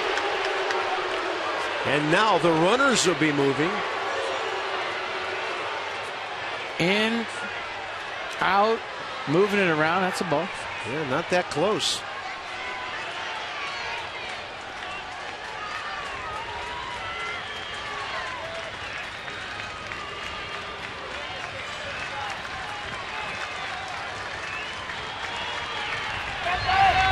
And Rendon stays alive again with a drive right over the screen. Boy, a good rip right there. Got one out over the plate. And another 3-2 count. And the reason I'm mentioning it, Carp, I mean, you have to grind as a hitter at the major league level to get to 3-2. There's so many pitchers now, especially how the bullpen has 18 different out pitches, 18 different ways to get you. And we've seen hitter after hitter fight to get to the count of 3-2. Runners on the move again. Rendon takes ball 4, a great at bat. Great. And Jason Worth coming with the bases loaded. Line is moving with 2 outs. Worth tonight 1 for 3, walk, homer, an RBI, 2 runs scored. And against Yusmeiro Petit, 0 for 2 career. Solo homer. And he loves the big stage, and he loves these situations. And you could hear a pin drop right now in AT Park.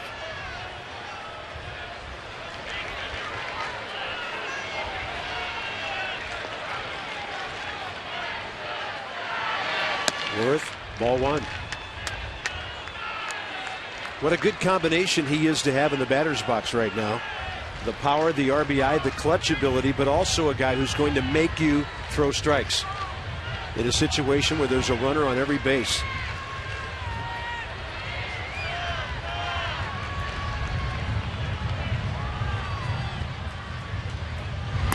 That's a generous strike call, 1-1.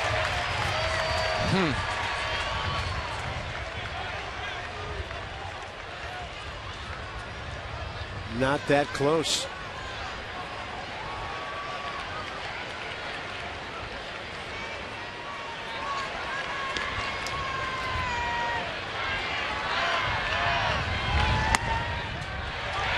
Wow. Breaking ball up. Worth thought it was high, and now he's got to be hacking. For a pitcher struggling, Petit getting a couple of calls, and this one closer than the one before. So here we go. Knows he doesn't want to argue that pitch because those go a long way, and now he's got to fight with 2 strikes.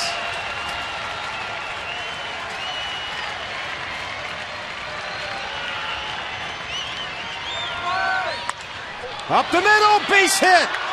It hits the second base bag, which slows it down. The Nationals take a 6-2 lead as Worth has a 3 RBI night. How clutch is Jason Worth? We talked about it earlier in the game. He loves hitting third. He enjoys the responsibility of hitting third, and he lives for at-bats like this, and he does it again.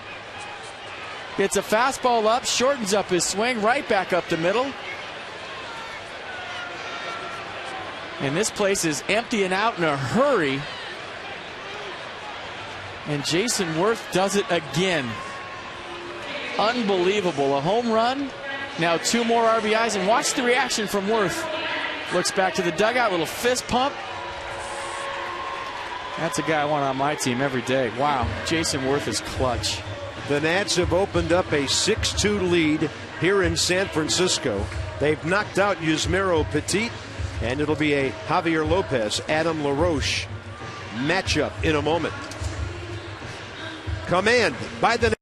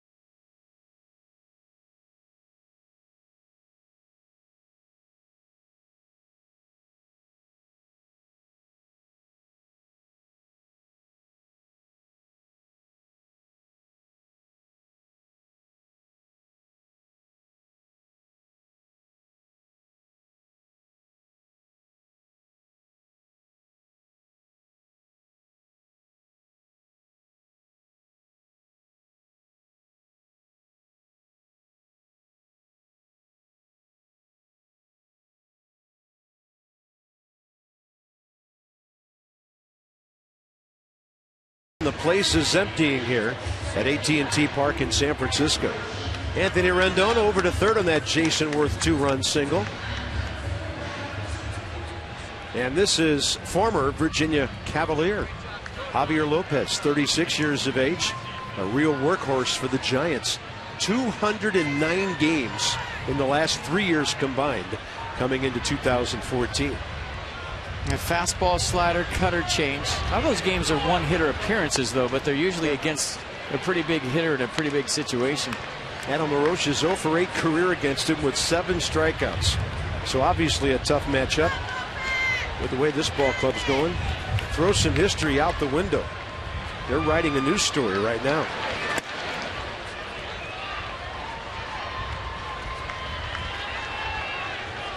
Four-run ball game. Blevins and Soriano still both ready if and when needed.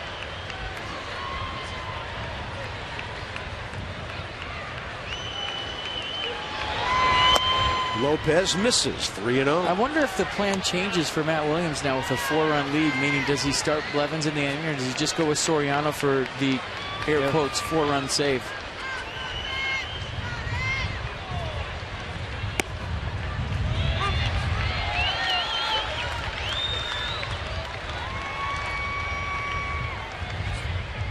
Boy, the Nats have been out hit 8-6 and they lead 6-2. They have made their hits count. Lopez walks. LaRoche. And now one Cavalier will face another. It'll be Lopez against Zimmerman. Bases loaded. Well, that's the 6th, 7th, 8th walk of the night for the Giants. Wow. So when you talk about the Nats only having 6 hits, they've had 8 walks.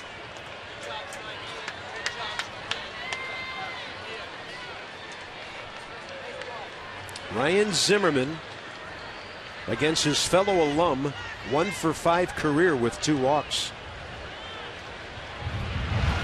I mean, I think it makes that stat that we've been talking about for the Nats starters that much more impressive. The Giants have walked 8 here tonight.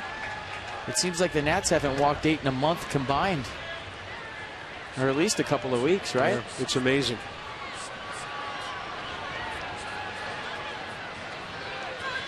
Zimmerman 1 for 4 with an RBI ground ball tonight. And he lines one right at Michael Morris. Tough luck out. But the Nats pick up 2 big runs. 4-run lead into the bottom of the ninth. Trying to make it 3 in a row. Here comes Blevins.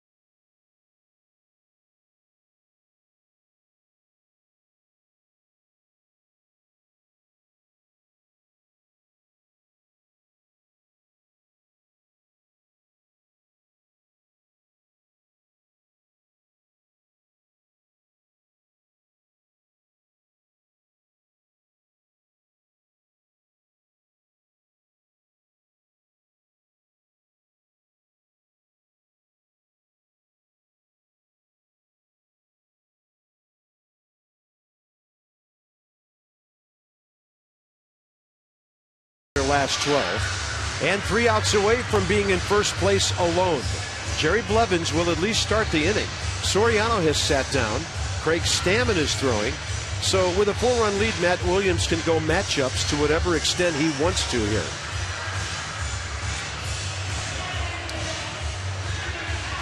So the 8 walks by the Nats are a season high. Well, you should win a ball game when you get that, so we'll see. Blevins, as mentioned earlier, has retired Brandon Crawford all 3 times they faced each other with 2 strikeouts. Jerry, of course, used to pitch right across the bay. So the Giants know him well.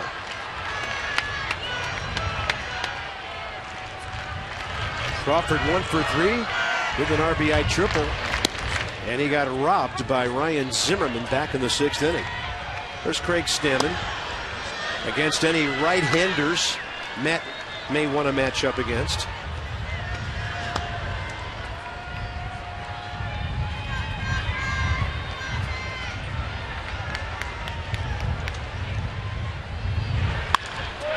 Line drive. There's a Danny Espinosa right there. 1 out. That'll bring in Brandon Hicks and then Gregor Blanco. Yeah, make him put it in play. Nicely done. Blake Trinan, Tim Hudson, Thursday. We'll join you at 3:30. First pitch about 15 minutes after that. And here's Brandon Hicks, 1 for 3 with a bunt base hit. Facing Blevins for the first time, and Jerry pumps a fastball in there.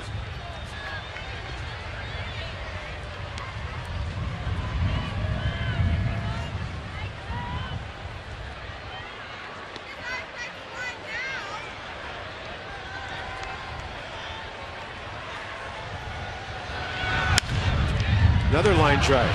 There's an Anthony Rendon there. Well, heads up Ian Desmond. You're getting the last out.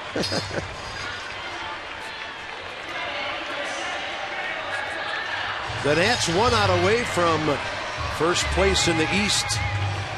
I said this was a statement series, a heat check for the Nats before game 1. And still a big out to get, but what a statement they're in the process of making. All the baseball world taking note that the Nationals are doing what everybody thought they would do this season. Gregor Blanco, 1 for 4 career against Blevins. Another reason to bring him in here in the 9th inning, facing 2 left-handers out of the 3 Giants hitters. And he pumps a strike in. And I don't like the word hot. When people are saying the Nats are hot, they're not. They're doing what they're supposed to do because they're finally healthy. They're finally playing the way they are capable of playing, and they're letting their talent shine through. If you say the Nats are hot right now, it's an insult. They're just playing how they are supposed to play. Big curveball. That implies that they're playing way over their head, and they're not. They're playing how Matt Williams expected them to play when he took the job.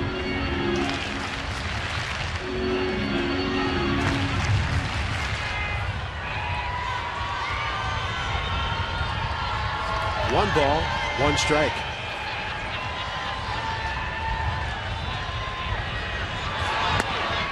That is perfect on the outside edge.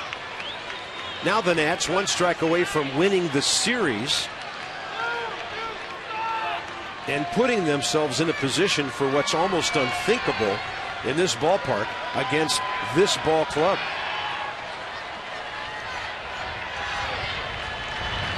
And that didn't take long, did it?